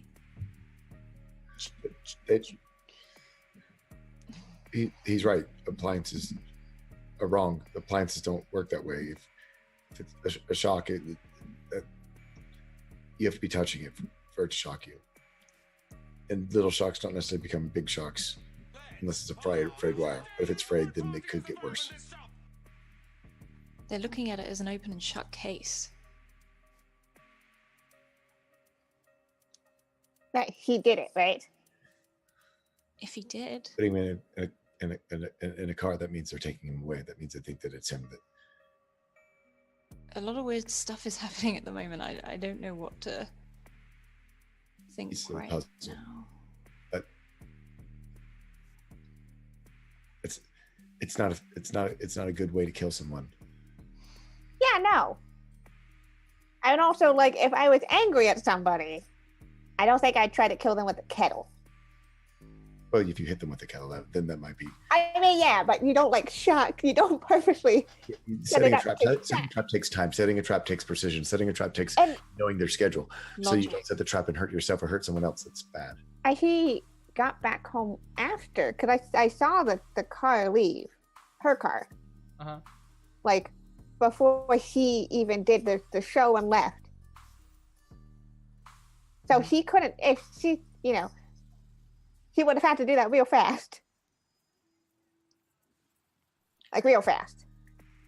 There Normally can't is it- be enough time. So yeah, now that I know where he lives, Clinton could figure out whether there would be time. Ooh, I got a roll. I bet I can do a roll here. It sounds like you want to do an investigate, get some clues. Yeah, I guess. Yes, sure. Yes, and investigate to get clues. Yeah. When you use your abilities to seek answers to burning questions, roll plus power. On a hit, you get clues equals power. So the more power tags that you use, the more clues you get. Spend your clues 1-to-1 to ask me questions about the subject of your investigation, or ask another player the relevant questions. They must give you a straight answer or a solid lead. On a 7 to 9, they can also choose your investigation exposes you to danger. The clues you get are fuzzy, incomplete, or part true, part false, or whoever or whatever you're asking the questions can ask you one question as well. You answer on the same terms. Okay, so I definitely going to use keen sense of time. Mm-hmm. and put that into also identifying routines. So basically the idea of knowing even just about what it takes to fix things, or put things together. Certainly recently, as more and more crazy things have been happening around his workplace that he's had to fix. So I would say routines as far as how much time it takes to do something like setting up this little tricky trap thing. Mm-hmm. I don't think Face in the Crowd's going to help me here. I'm going to use Mischief Mastery and flaw identification of finding the flaw in their assumption of an open and shut case. Okay. That cool? Yeah, that's cool. And if this was possible, it would certainly be a complex system. Yes. So he has ease with complex systems and nothing else with that. So I think that's going to get me there. Okay. And then I forget the pluses and minuses thing. So you can play weakness tags when they are right. And that's how you mark more attention to your cards. But in this case, surprises, nervous when confronted, wants attention for his work, and hard to act while directly in someone's sight. I don't think any of those are going to apply. No. And now remind me what I pressed to make it actually roll. At the top there, in the Roll20 thing, there is the core moves and cinematic moves. Okay, actually click on it. Yep, core moves, investigate. Ooh, 15. Great success. Ooh, excellent. So you get 4 clues, and you don't need to worry about any of them consequences. But we'll start with the very first thing. Was there time enough for him to be able for this timeline to work? His house is 12 minutes and 30 seconds from the diner. To get up the stairs, it would take him another 2 minutes. That gives 14 minutes and 30 seconds. You would have had around 30 seconds of interaction with Diana before the radio came on.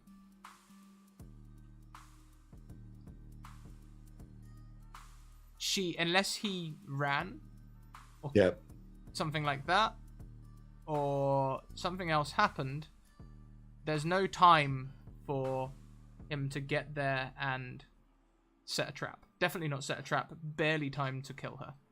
Yeah. So I relay that to the group. I didn't get all the times, as you said, then so back. But there's not time. He couldn't have done it. The method doesn't add up. Yeah, unless it was a setup trap, which just seems, if it's supposed to be the motivation, I'm really angry at this person, not something you do. It's not vicious, if you see what I mean. I wonder who called it in.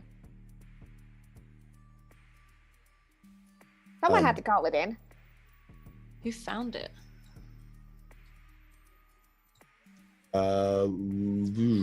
Listening to the radio, it didn't say anything about.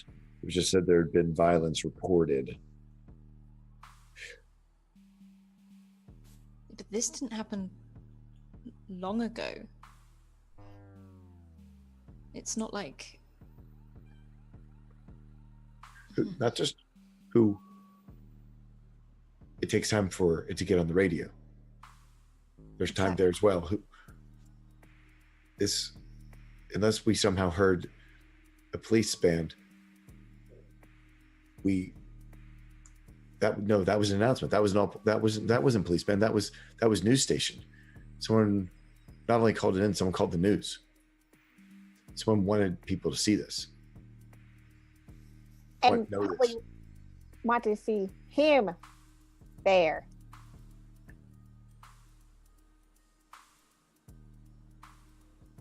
That's some real coincidental timing.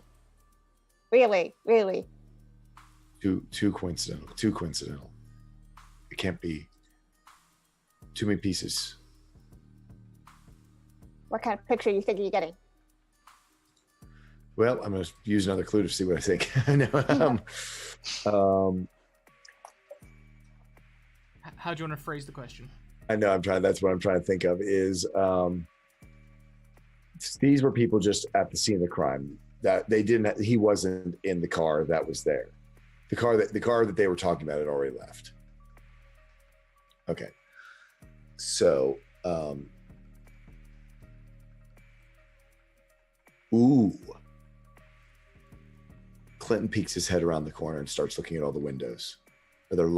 Where are there lights on in the windows? Where are there people maybe looking out? People who, on Christmas night, it's Christmas night, people with their families, they're not, who would be watching? Who could have seen? Who would have done this? Well, he doesn't know their schedules. He knows about Christmas night and what Christmas night is all about. So are there any, where witnesses could have come from? Things out of place, things that seem out of place for Christmas night. So one of the windows is brightly lit. You can also see torchlight moving around as well as light, and a number of people walking around past the window. That's almost certainly the scene of the crime. Mm-hmm. Looking around at the other windows, some of them are lit, but no one's like standing there watching, except at the very top window. It's getting very late at night now. There is a little girl sitting on the windowsill looking at the sky, not interested in the police at all. Past her bedtime. Looking for someone. She's looking at the sky, looking for someone. Mm-hmm. It's past her bedtime. But it's Christmas night. Why is she looking for Santa on Christmas night? Well, looks like we've got ourselves. Why is she looking for Santa on Christmas night? Is Oh she? my god, we just got a $50 Patreon subscription. Woo! You guys, Yay! Cody Lee McQueen, you are going to be the first to receive the exclusive black and gold Scraticus Academy hoodie. That's Lord Conti in the chat. Is that Lord Yeah. Conti? I believe so. It came up Yeah, as it is. Cody Lee Mc... No, it's Lord. it's Lord the same Conti. That's his actual name. I know that. Thanks, Awesome. Wow. Yeah, that's great. Twitter. Thank you so much, Lord Conti. Excuse me while I just melt.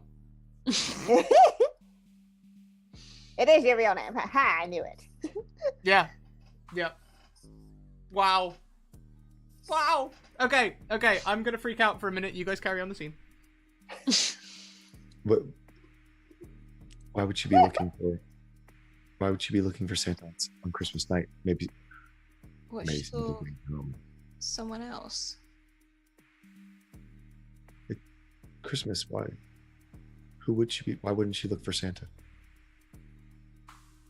Santa's supposed to come Christmas Eve, not Christmas night. But if he doesn't come, maybe you look the next night too. She's waiting. She's waiting for something. Or she saw something and is waiting for it to come back. We should talk to the little girl. The little girl in the window. Now that might be a little bit difficult. I look to Xian Li X. You go high. You like to go high. You're good at going high. Go high. And you just want me to talk to a kid? See what she's looking for. And I'm gonna give Kiana one of my clues. Okay. To go up and talk with the little girl. Okay. It's a She'll little girl looking at the sky. See, Yeah. they're Santa or UFOs. Yeah, Santa And- is either one. Yeah, Sheila just kind of like, Ooh. Go to your scene, and I just thought of something. yeah, Sheila just kind of shrugs. She's not used to people being like, yeah, go and do these things, these very criminal things outside of, work. So she's like, oh, okay. She's gonna climb up around the back, not in, on the back, not in front of, Like, Imogen is Top. just watching her, like, oh, I wish I could do that. Like, just in sort of fascination as you scale this wall. The child starts when you come over the fire escape, I guess. And Yeah. Oh, hello. Hi. I'm not supposed to talk to strangers. She starts going back into her room. Oh, don't worry. She's kind of said, you know, I was just wondering what you were looking for. I heard Santa might be coming. Santa's coming? He might be. When? I'm not sure, but. And she kind of looks up. You know, I'm pretty sure he'll be coming soon. But you're up late. Were you up and just trying to see him? Mm-hmm. Mum, Did I'm not expecting him to stop in. Dad told me all about time zones. So I'm waiting to see him fly across. I didn't see him last night. He snuck by. I must have fallen asleep. Oh, sweet summer child. I love her. Oh, honey. The way I figure, we're one of the last ones, so it might still be Christmas Eve, like somewhere, and he'll have to fly back past here to get back to Lapland. You're really smart. Uh-huh. Yeah. I said, well, it seems like you're a very keen observant person. My phrase of the clue is, did you see or hear anyone weird while you're out here? You know, there are lots of people out and around. You seem like you notice a lot of things. Well, it was a bit... she looks down. It is a bit strange with all the police here, I guess. Yeah. There was, you know... They took the Finn man downstairs. He's quite nice. He gives me candy sometimes. Uh-huh. And, you know, you didn't hear anybody or see anybody before that? I did see them coming back. I saw the car pull in, and then I saw the Finn man come rushing in.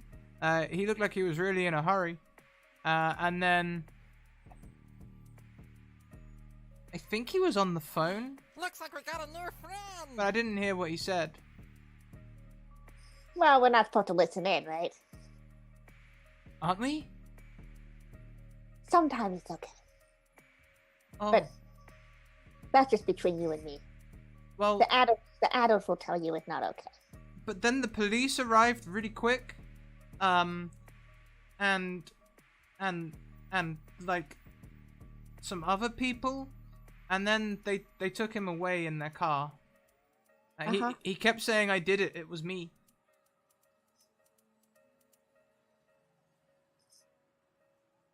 You're really smart and observant for doing that. I don't think anyone else really saw that. Thanks. And She goes inside and pulls out. She rustles for a second and comes back out with a green cape on, and she's got like a yellow jumper, and she's like, "One day I want to be just like the Sentry."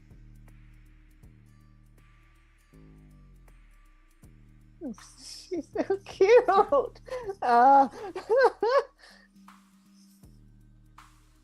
And like Sheilan's been kind of like sitting on the fire escape, like just having this conversation. Mm-hmm. I said, "You look really good in that. She I think you'll beams. be, yeah, I think you'll be even better than that." You think? Yeah. You know, you got the brains to Hang keep on.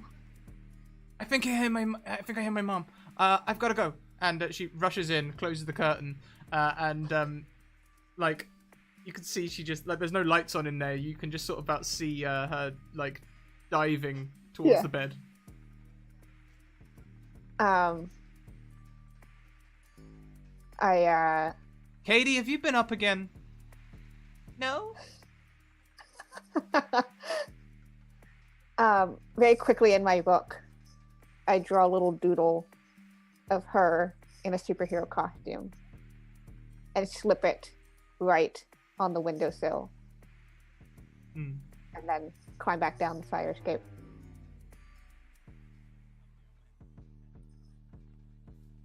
And back to our weird little meetup corner. This is becoming your guys' like new power tag, like the meet-up corner. The meetup corner. Fire in a corner. And I relay the information that, he called it in, I think. He did. And then he was saying he did it. Apparently, he looked like he was in a rush getting in there. But then, Is he- he calls the cops, at least, if not anyone else. Well, that would explain how they found out so quickly. But what is he? Is he just turned himself in? Is he covering for someone? Is he? I don't understand. He could be covering for someone. I mean, he's someone who's been hired by some, questionable people. He's fragile. What does he do? He's an entertainer person, I'm pretty sure. Like a, well, was he like a magician? I can never remember. He was a magician. Stand-up comedian, right? Yeah, stand-up comedian. That was it. And what did she do? She was his agent. And Vincenzo, how do they work for him? Well, I was at the casino, and he works for Vincenzo. I'm pretty sure as a entertainer. I don't really know, but there was a big argument because there's a show happening at the casino, and she was like, "Why are you working? You're not even getting paid for this. Come home." And he was like, and Was there anyone else there? not in the room.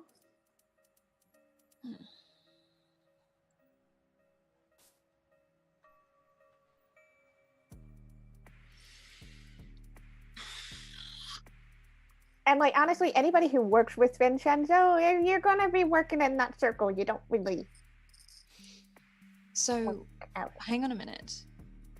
We know Vincenzo isn't the nicest person around. Isn't Uh-huh. it safer in jail?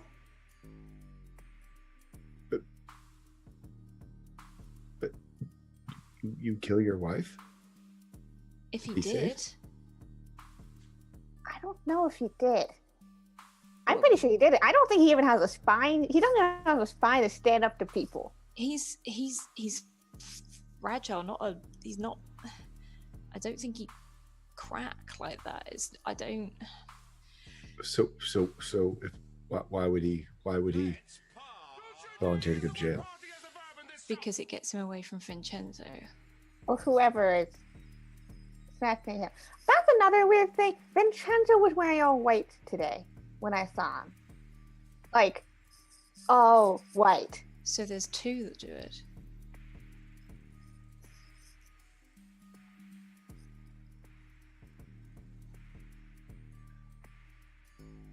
So, I don't think we should hang around here much longer. no, No. probably not. I think we need to go. We need to find more pieces. We have to find more pieces. We need to work out what the pieces are first. You have 2 clues remaining, I think. I think I only have one. Only. Okay. Either way, when you leave the scene, that clue will fade.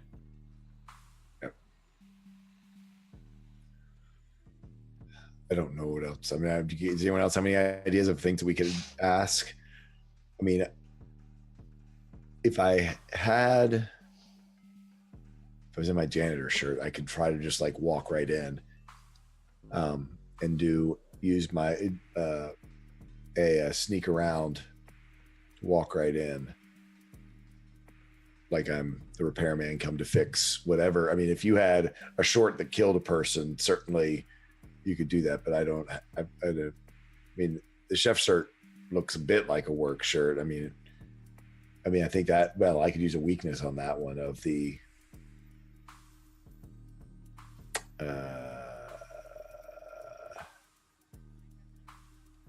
Ooh, this could be interesting.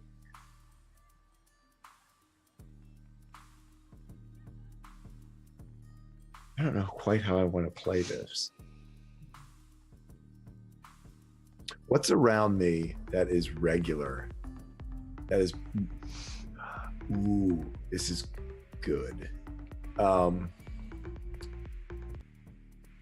Is there still a police car? There's a police car still out front. Yes. Sirens are on. Mm-hmm. Lights are on. Mm-hmm.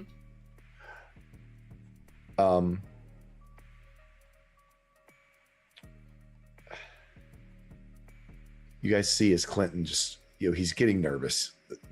Things are not on schedule. He's not where he should be. And this little bit of bravery seems to have left him. And so as he wants to do, he just like watching the clicking clock, he starts watching the lights, looking around the corner, just staring at them, the regular beat. Red, blue, red, blue, red, blue. And he walks out onto the street and confidently walks straight towards the police officers and towards the crime scene.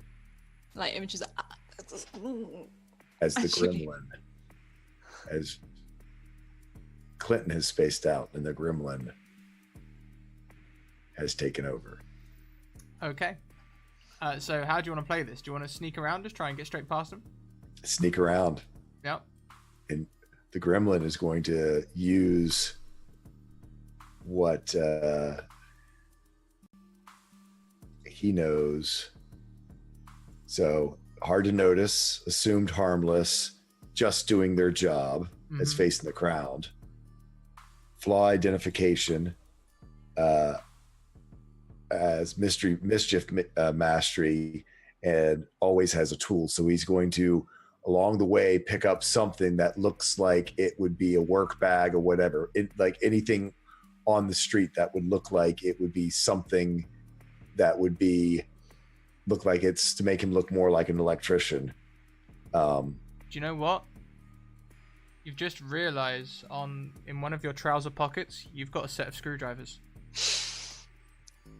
Okay. And I don't think this is going to be, because there's points at which he's able to, when he goes full gremlin, but he's riding the meat shield because it's going to work for him better. And I am going to use the weakness tag of wants attention for his work. And you tell, well, how do we want to do this? Because nervous when confronted is all about whether they are going to confront him. I would assume walking into a police scene is pretty much he's going to get confronted. Yep. Yep, definitely. So nervous when confronted. I don't think this is a surprise though. So this is going to be fun. I got 3 up and 2 down. How about in your infiltration tag, you've got you could use translucent and also hard to act while directly observed, if you wanted to try and just pass straight by them. To stick with the story that it's not that the gremlin has sort of gone into his astral form to do this, that it's actually he's driving the body for this one. Okay. I'm going to stick with not going that far. I could have done that, but I would take it a little different. Okay, that's absolutely fine. That's an interesting tact, though, to have Clinton space out and use that gives me 2 up, 1 down. Ooh. You could do all of them. So, like, you are translucent, but if someone does notice you, you have all these other things to fall back on.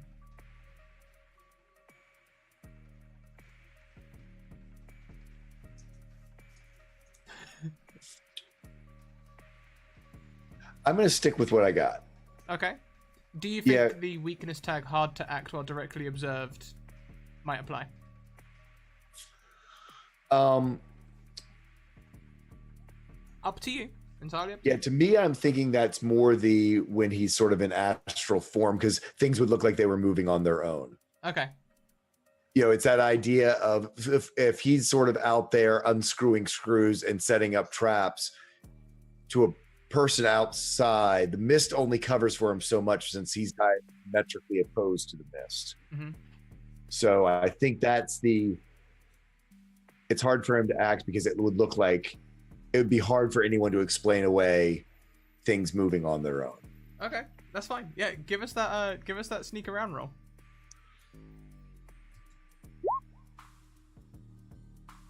An 11. Everyone that Yep. should fall for it falls for it. So one of the officers steps towards you and he goes, "Excuse me," and everyone goes, "Oh, come on, he's just the janitor. Let him pass." And Clinton just walks right up in to the crime scene. On your way up the stairs, several people pass you. They're in like bodysuits with masks and things, and they sort of hush up when they see you, but when they are above you, you can hear them sort of say, "I can't see how he would have done it."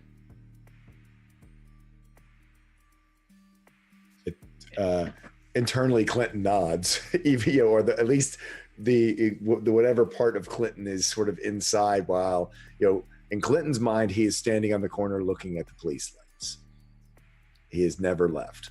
Mhm. However, both Imogen and Kiana and X see that he just marches up and walks right on in, like everything is cool.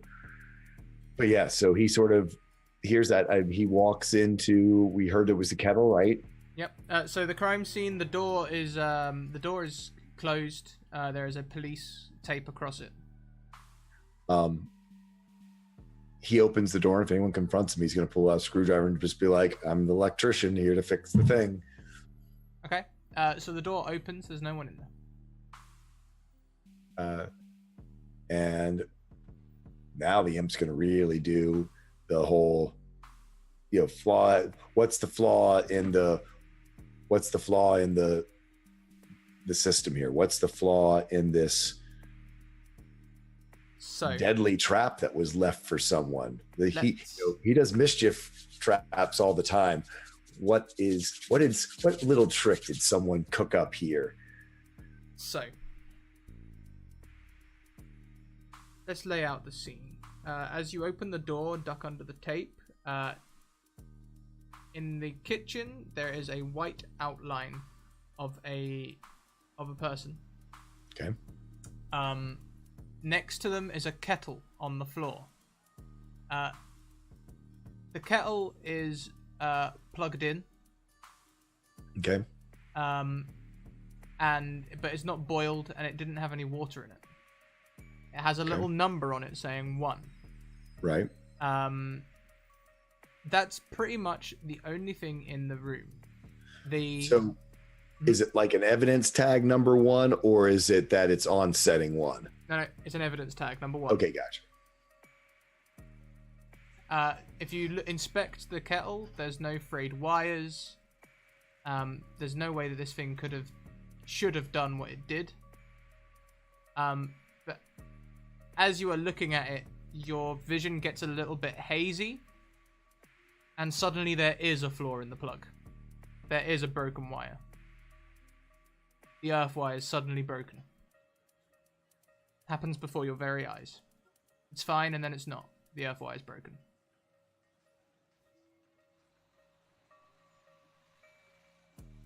For your final clue, on the floor near the front door, there is a small ring.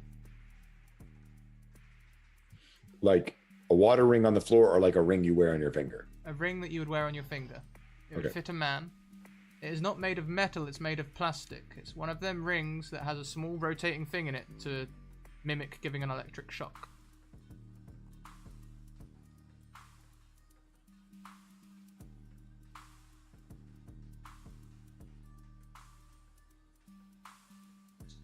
He pockets it. There's not an evidence tag on it, is there? Clinton pockets it. The gremlin is really curious, and this is because this is one of his really curious about that wire that went from not frayed to frayed. I guess would it be an what would it?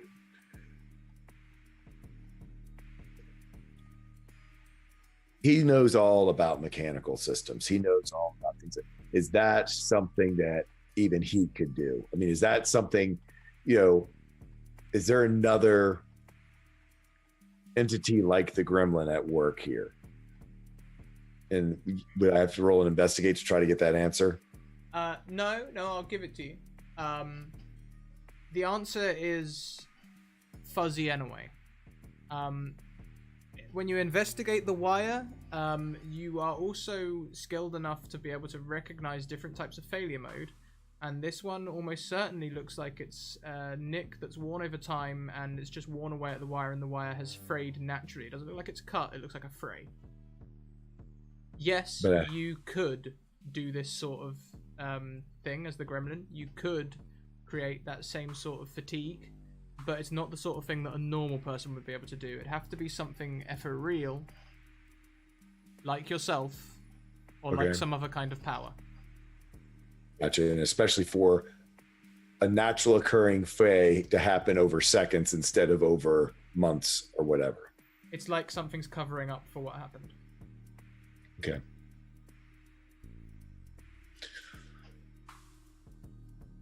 You might say, I don't know this.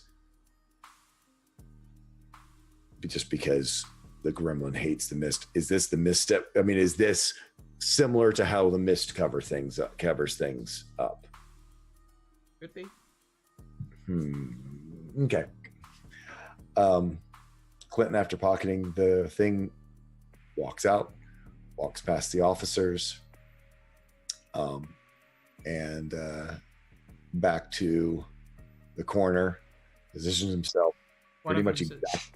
Oh, sorry. Merry Christmas. Big smile. Merry Christmas to you too. And Clinton goes, the gremlin goes and stands there on the corner, turns around exactly as he was, starts looking at the sirens. So we should head back. We need to find more clues. Imogen is just staring at him like, are you okay? Just getting on schedule. Schedule. Okay, then to the diner? To the diner. He reaches into his pocket and hands the buzzer to Imogen. That's not mine. And starts walking back to the diner.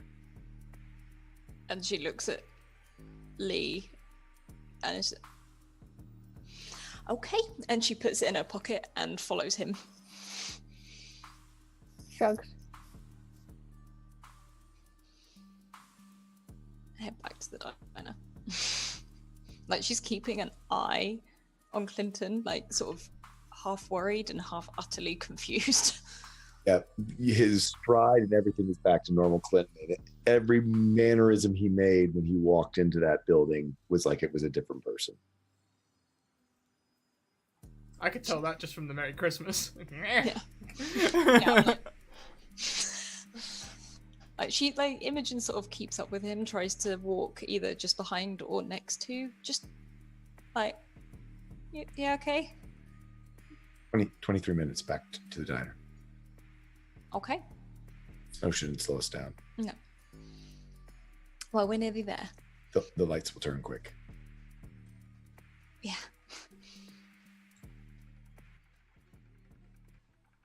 And she'll keep on walking. We need to find our coffee to go. That we do. Haven't found it yet. I think I could use a coffee right now. I still have the rest of mine. Thank you. No problem. And so we will head back to the diner then. Lee, is there anything else you wanted to do before we leave? No, I don't think so. I think she's just gonna. Again, she kind of makes sure to stagger it so it's not so obvious. 3 people walking, and she sticks close up high. She's gonna, does a passing glance back at the scene. Make sure nothing's out of place. She's still she's kind of wrapped her head around huh, Clinton just walked right in. And then just walked right back out. With no problem. She's like, huh, I might have underestimated the dude.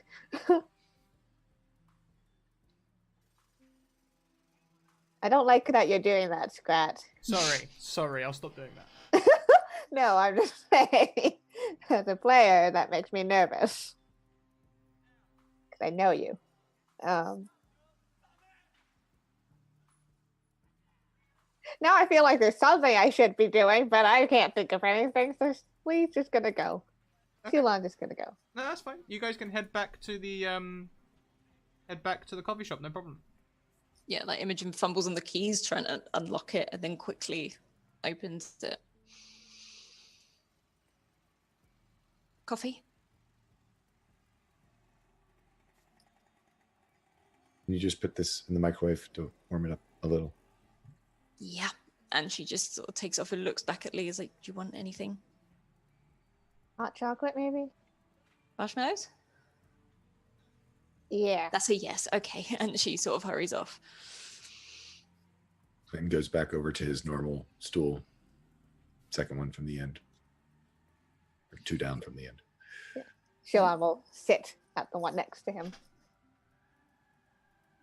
Imogen will come out and slide coffee across and a hot chocolate. And she's stuck like a flake in it as well. Do you turn the radio back on? Imogen's left the radio off for now. Okay. So, ideas. Because I'm on a loss here. A little. Just a little.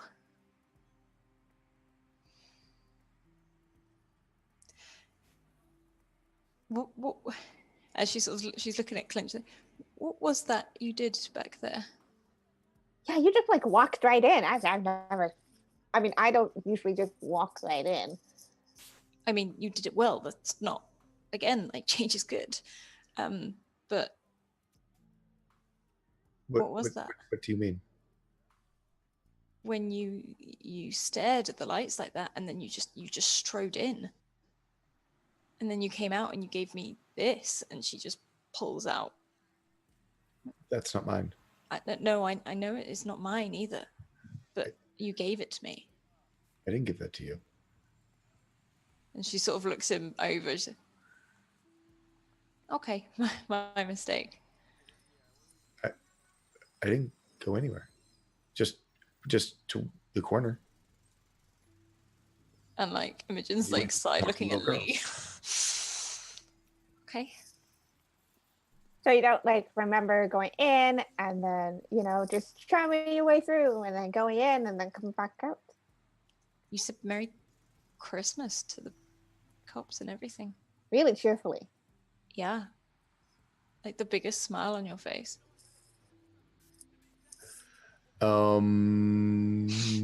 Scraps. Does this break me? Is this a crack? If you feel it's a crack, then it's a crack. That's what I think. The whole. Gosh, I wonder if it's 2 cracks. I'm thinking it's definitely a crack to face in the crowd, because I think there's a part of him. There's a part of him that kind of knows, but it's in this little place that he can't accept. So yeah, I'm going to put a crack in face in the crowd, because that. Oh, and I forgot to ask. So, is it a tension when I use 2 weakness tags Mhm. and rolled good, do I get an attention in both Yeah. Anytime you use a weakness, you get attention. So in I that think, one? Okay, so it's an attention on facing the crowd, a attention on mischief mastery, and now a crack on facing the crowd. Okay. Mhm. And Clinton just starts getting very nervous, and he looks up to the wall where the clock used to be, and the clock's not there anymore. And he just starts.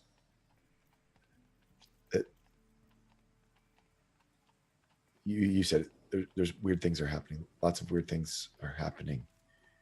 It's been happening for weeks. Things are happening that are weird.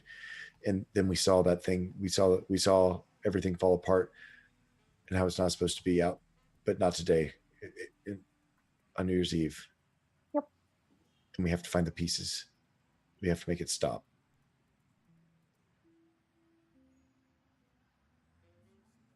We have to get our coffee to go, because that's going to stop things from falling apart.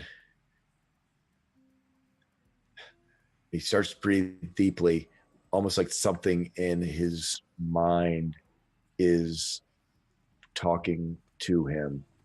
And butter knives are not screwdrivers. Butter knives are not screwdrivers. Imogen starts to breathe a little louder, but more so that he will pick up on the fact that she's breathing steadily.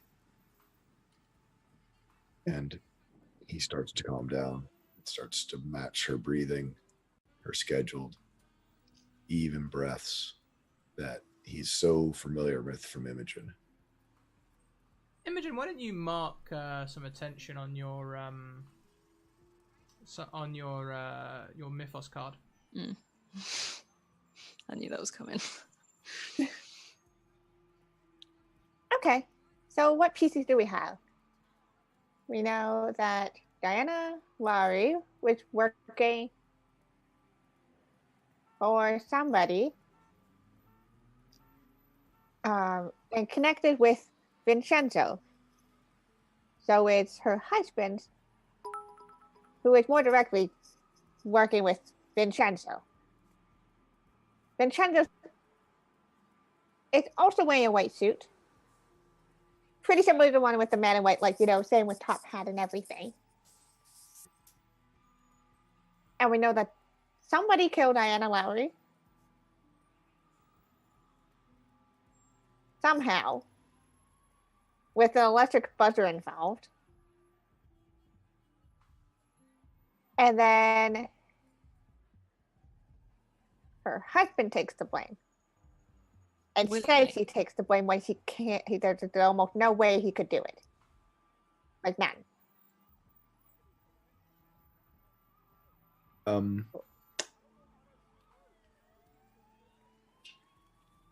And Clinton examined the buzzer.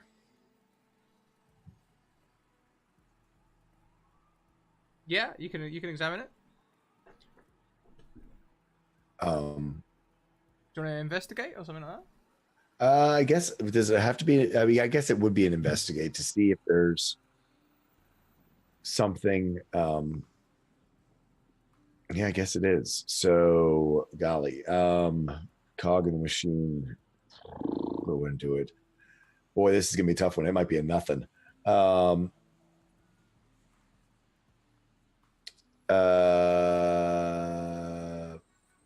What he's wanting to try to find out is whether there's enough power in this thing to kill someone. I mean, there might be someone else in the party that would be better suited to do the check if you would trust them to do it. Yeah, I mean, I think that's yeah.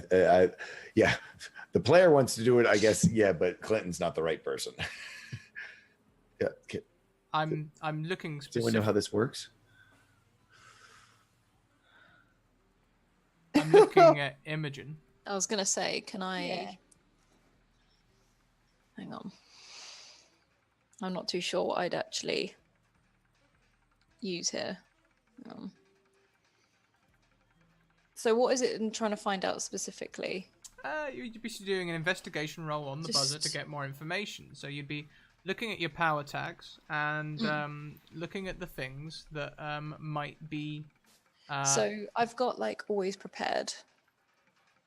Yeah, I've got. I reckon you could tick always prepared. Possibly the only one in that card, I think. Yeah, Are that's we- the only one Are there. we able to work together? You can So I've aid got- if you have a power tag that can aid. Well, that's what I was going to say. For manipulation of mechanical fasteners to get it open for her to see the insides. Yeah. Out of curiosity, can I use psychological interest? Yes, you can. I would also say that learn anything would be good. Yes. Tick yourself a story tag on your character card from Clint. Mm-hmm.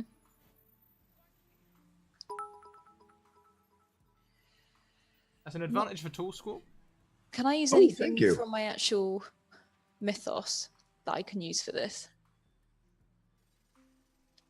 Like, would I have seen anything like this? Because I'm observant. So could I tick criminal genius? Why not? Okay. I Investigate. think that's about Yeah, that's it. everything, though. What about any weaknesses? Can you see any of them weaknesses?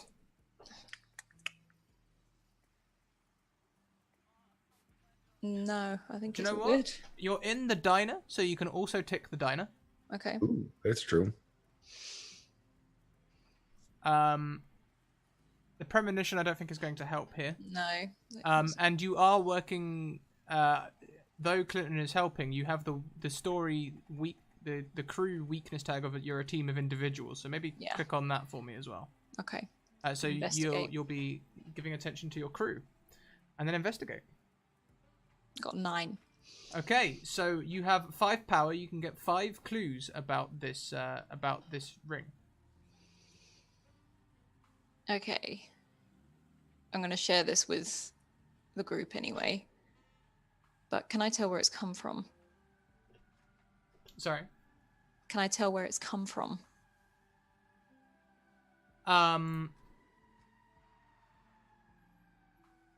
Sure. On the inscription, there's the title of a local joke shop.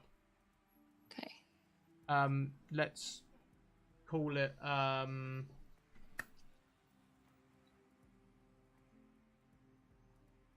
the Pack of Cards. Does it still work? The ring. Mm. Yeah. As soon as you press the activation button, it starts spinning. That Okay. little pinch that feels like an electric shock when you clasp someone's hand.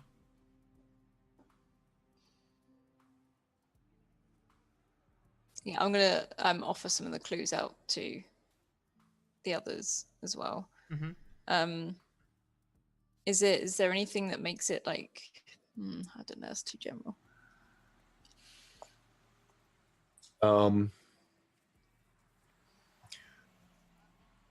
The gremlin looks at it. Is this the after effects? Has this ring been affected in the same way that the wire hid? The wire has the deadly abilities of this ring been modified just like the safe wire is now frayed? This ring does not seem to have been modified. It was always just a joke ring. Is there any indication on who it belonged to and the wear of it, like the wear and tear? Like, does it look like it's new, like it's been bought recently? It doesn't look like it's new.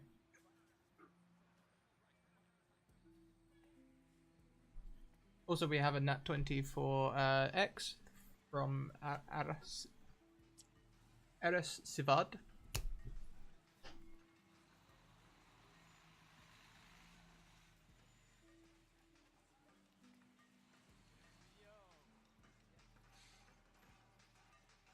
Would the ring fit the thin man's finger?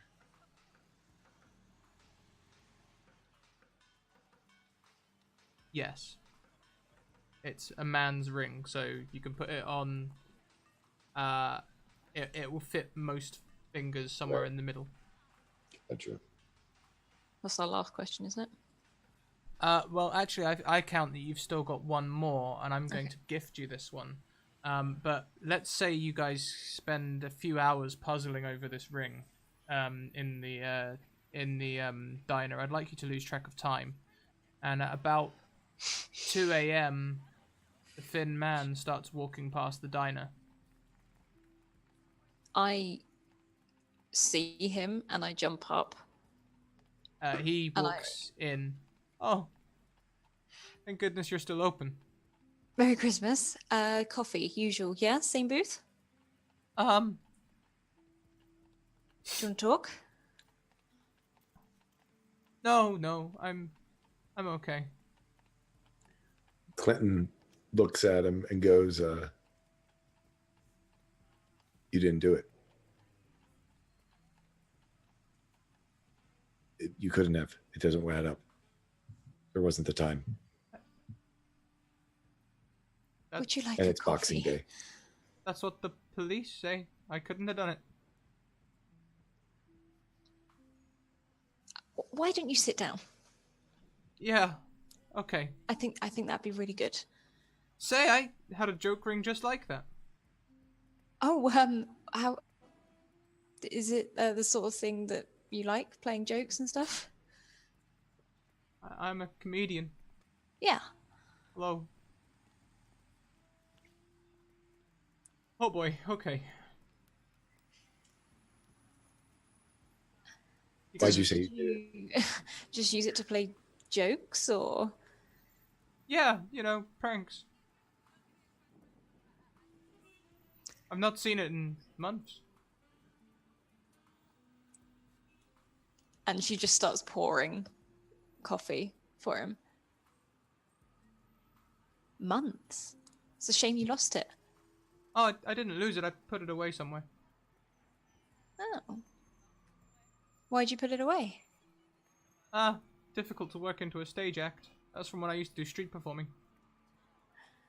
Why you did street performing? I had no idea. Yeah, not many people do. Well, why did you do street performing over stage? Lack of choice? Did you meet any interesting people? I probably shouldn't talk about that. Oh. How come? Can I roll to make him gain his trust? Yeah, why don't you try and give me, is it called persuade or convince? Convince roll. Convince. Okay, hang on. Thank you to Arrested Savard, who gives Alice an advantage, which you could use here if you want. I think I will. So please roll twice and take the highest. Okay. When So you've I'm done your just power doing- tags and things. Can never be caught off guard, be one, or not. I'd say you're more trying to convince him at the minute, so Yeah. maybe more like cheerfulness, trustworthy. Yeah, for Those some sort of reason it's things. not let me open that. There we go. If you press reset first at the top, then it will reset all your power tags so you can go again. Okay. See it on I the think taking I've action? got- Oh yeah, no, but I think I've got the ones I need for that. Because at the minute you've still got always prepared and the diner on there. You can keep the diner. I don't think you can use the team of individuals. You're not working with anyone at the moment. Okay, so roll twice. Yeah. 11 and 13. Oh, a resounding success. So you can give him a status of tier 5. Okay. So do you want to make him like amenable or talkative or I want to make him just talkative. perhaps trust? Do you want him to trust you? Yeah, I want him to trust me and feel like he can tell me anything, basically. Okay. So we'll give him trust, maybe call it friend at tier 5. He trusts you as a friend. So as well. Honestly, that's how I found work with Vincenzo and his men. They Oh. pay real good, but I gotta keep quiet about stuff. Like what stuff? Oh no, that I really, really can't say, but... Oh god, I don't know if I'm gonna be able to do the show on New Year's or not. Oh no, why not? I heard you're really good. My wife died. Yeah. I'm really... And she suddenly sort of like, it clicks. And like, he just, like, you see a tear just start in his eye, and then he just... She, I shouldn't have come here. he Um, reaches out and takes his hand straight away. He's like, I am so sorry. So sorry. As you reach out and touch his hand, you feel a slight static shock. And that is where I'm gonna wrap up the one shot tonight, the campaign tonight.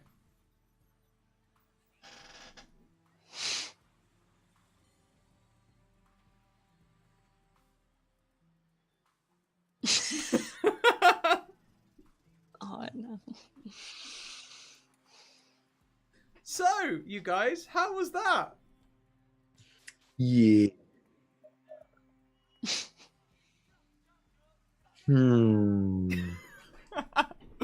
Well, Really? Okay. Cool. Looks like we aren't the only rifts in town. Nope. Nope. And not the only myth who doesn't know that he's got a myth in him. So why don't we go round? We can do the usual thing where you guys tell us about yourselves and where you are online and all that good stuff. And also tell me what your favorite part of today's I've got to stop calling them one shots. I do so many one shots that I just call everything a one shot. I'm like, today's one shot in the campaign. Yeah. Tell us what your favorite part of today was. Why don't we do it in the reverse order of last time? So we'll start with you this time, Kiana, who is racking up all of the modifiers to you've got 2 nat 20s, an advantage, and nat 1, all good things to come. Yeah, I'm holding on to a bunch of those for real stupid shit I know I'm gonna do later. I think my favorite part was just everyone's interactions. Like, I really, really enjoyed kind of having that intimacy of like being able to see how all of them kind of deal with each other, and the very different ways of coping with weird shit happening. Mm-hmm. It's interesting to see like who takes lead and point at certain parts, and who sees control at different parts. Yeah, it's really cool, and I'm really, really enjoying that, and kind of be able to see that development. Because Sheila's is kind of just like, oh, well, I mean, Clint is a little weird, but that's fine. Imogen knows how to deal with him. I'll let her deal with that. So, yeah, I really, really enjoyed this. Can't wait for next episode. But until then, you guys can find me over on Twitter at KennaS. Best way to figure out what I'm doing at any given point, because I play role-playing games all across the internet, pretty much almost every day. But I will shout out the other time I'm on the stream regularly is One Shot Wonders every Wednesday from 3:30 p.m. Eastern, where I DM a new group of players every week, doing a new setting every month. This month is Dark Sun, which is super, super fun. I'm really enjoying it so far. I'm kind of learning as I go, as I homebrew Dark Sun, the 5th edition. I think we're like one of the only shows who does that. So yeah, so definitely come check us out. As Scrat also has a reoccurring character this month again, so it's gonna be fun. I'm not gonna be mean at all. Nope. For anyone who is a fan of the Wizards and Wardrobe season that we've been running on Tuesdays, I am playing a young version of Ahmed from that. Sorry, I said that completely wrong. I said that like a heathen. Ahmed, from the Wizards and Wardrobes campaign. Yeah, and I understand that Kiana's been watching it too, so she might have. I'm just casually watching. Just seeing what to expect. Well, what he's like when he's older. And just speculating what could have happened to make him like that. Total trust here. Whoops. What did you do? Nothing. Is that everything from you, Kiana? Is there anything else you'd like to shout out? No, I think that's about it. Excellent. Thank you so much. So next we have Alice. Hi, no, I love this session. I look forward to it every week. As you know, one of my absolute favorite things is character development. So this week in particular for me was my favorite because we got a lot more interactions. We got to see a changing Clint and trying to be Imogen, who's so used to his routine and dealing with it and making everything okay, to having to switch it up to still try and make it okay, but not really know what's going on, and constantly like trying to look at Lee for help, but at the same time, no, she's never dealt with Clint before, so she's not going to be able to help the situation. But yeah, I loved it, and I like the mystery and everything like that. That's my thing. I do mysteries. So I really, really like those. I'm White Rabbit Pick on Twitter. You can find me here, obviously, City of Mists, every Monday. And we have the Academy this weekend, which I'm in and very, very excited about.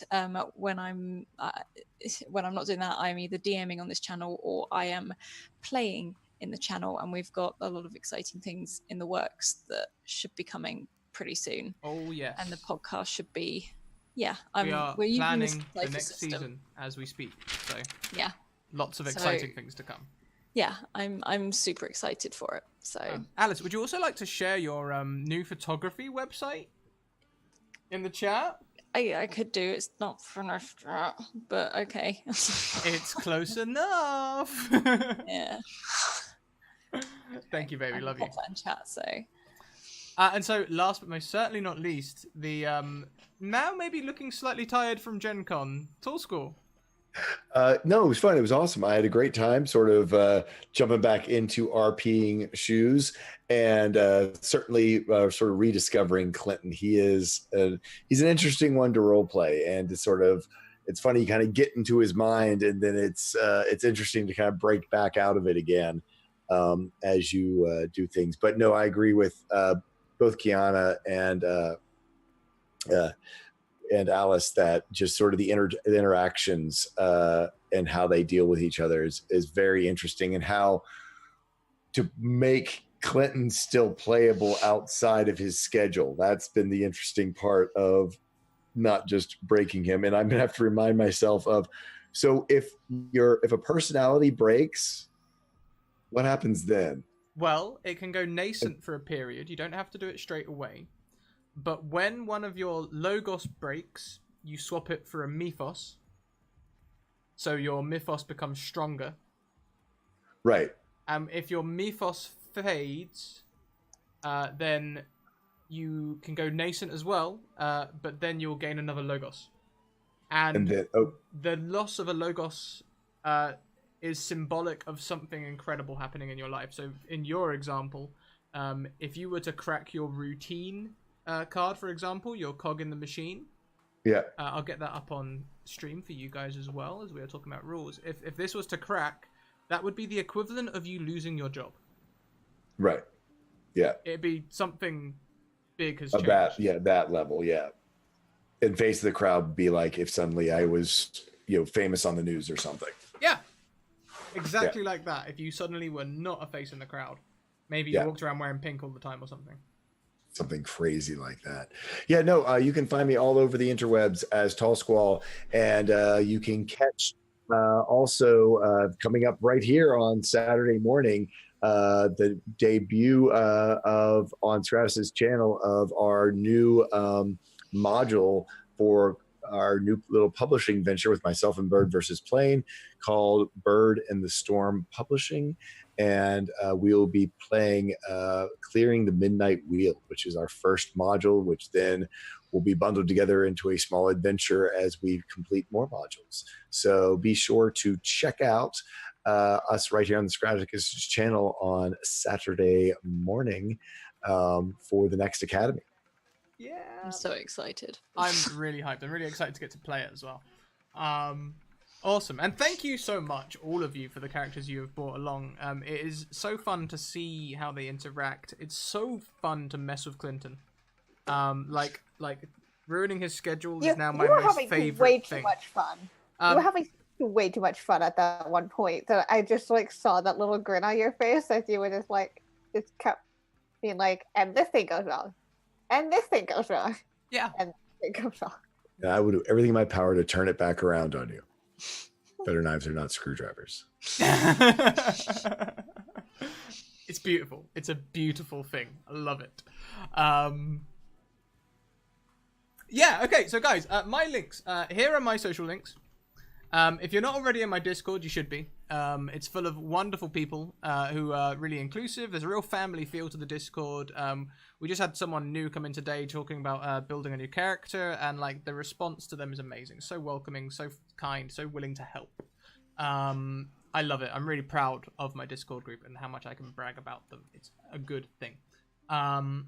Also on Twitter, if you guys want to get in a one-shot, then hit me up on Twitter and I'll get you a game. Simple as that.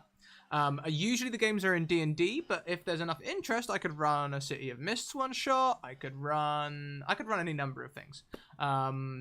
I just need a bit of notice and some interest. Sometimes I even, like this Friday, we are going to be running a game of Power Outage, which is currently in Kickstarter, currently still being produced by our good friend Babas. I'll give him a little shout out as well. Yeah, so like, for example, sometimes it might be something completely new, sometimes it'll be Powered by the Apocalypse, sometimes it'll be D&D, all different things. And YouTube is where I desperately try and catch up with all these videos. I think I only uploaded last week's chat, like our tabletop talk, yesterday, maybe?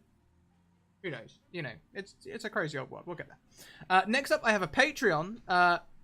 That's a good point. Thank you so much, all of you who have donated today. There's a ton of biddies in there.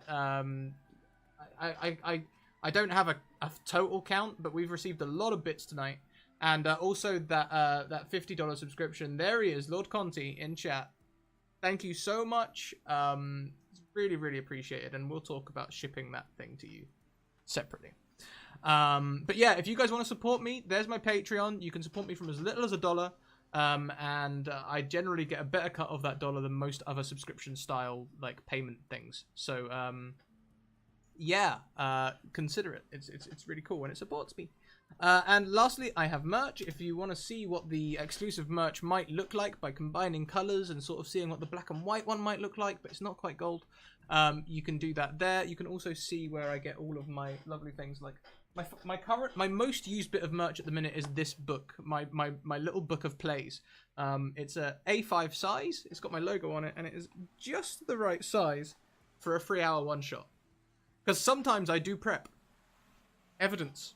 But the thing is, I prep so little, I actually now make a big stream out of it and everything. Like, look, I'm prepping! Whoops. Thank you so much for all the retweets as well tonight, guys. You've been great on that. And thank you for being here in chat and just supporting the channel. We love you all. Now, we are going to go and pay a visit. Let's just check they are still live. I'm looking at the Greyhawk channel to go and raid them. And yes, they are still live. So we're going to go and give them a little raidy-roo. Except a question mark won't cut it. It needs to be a / Adam. There we go.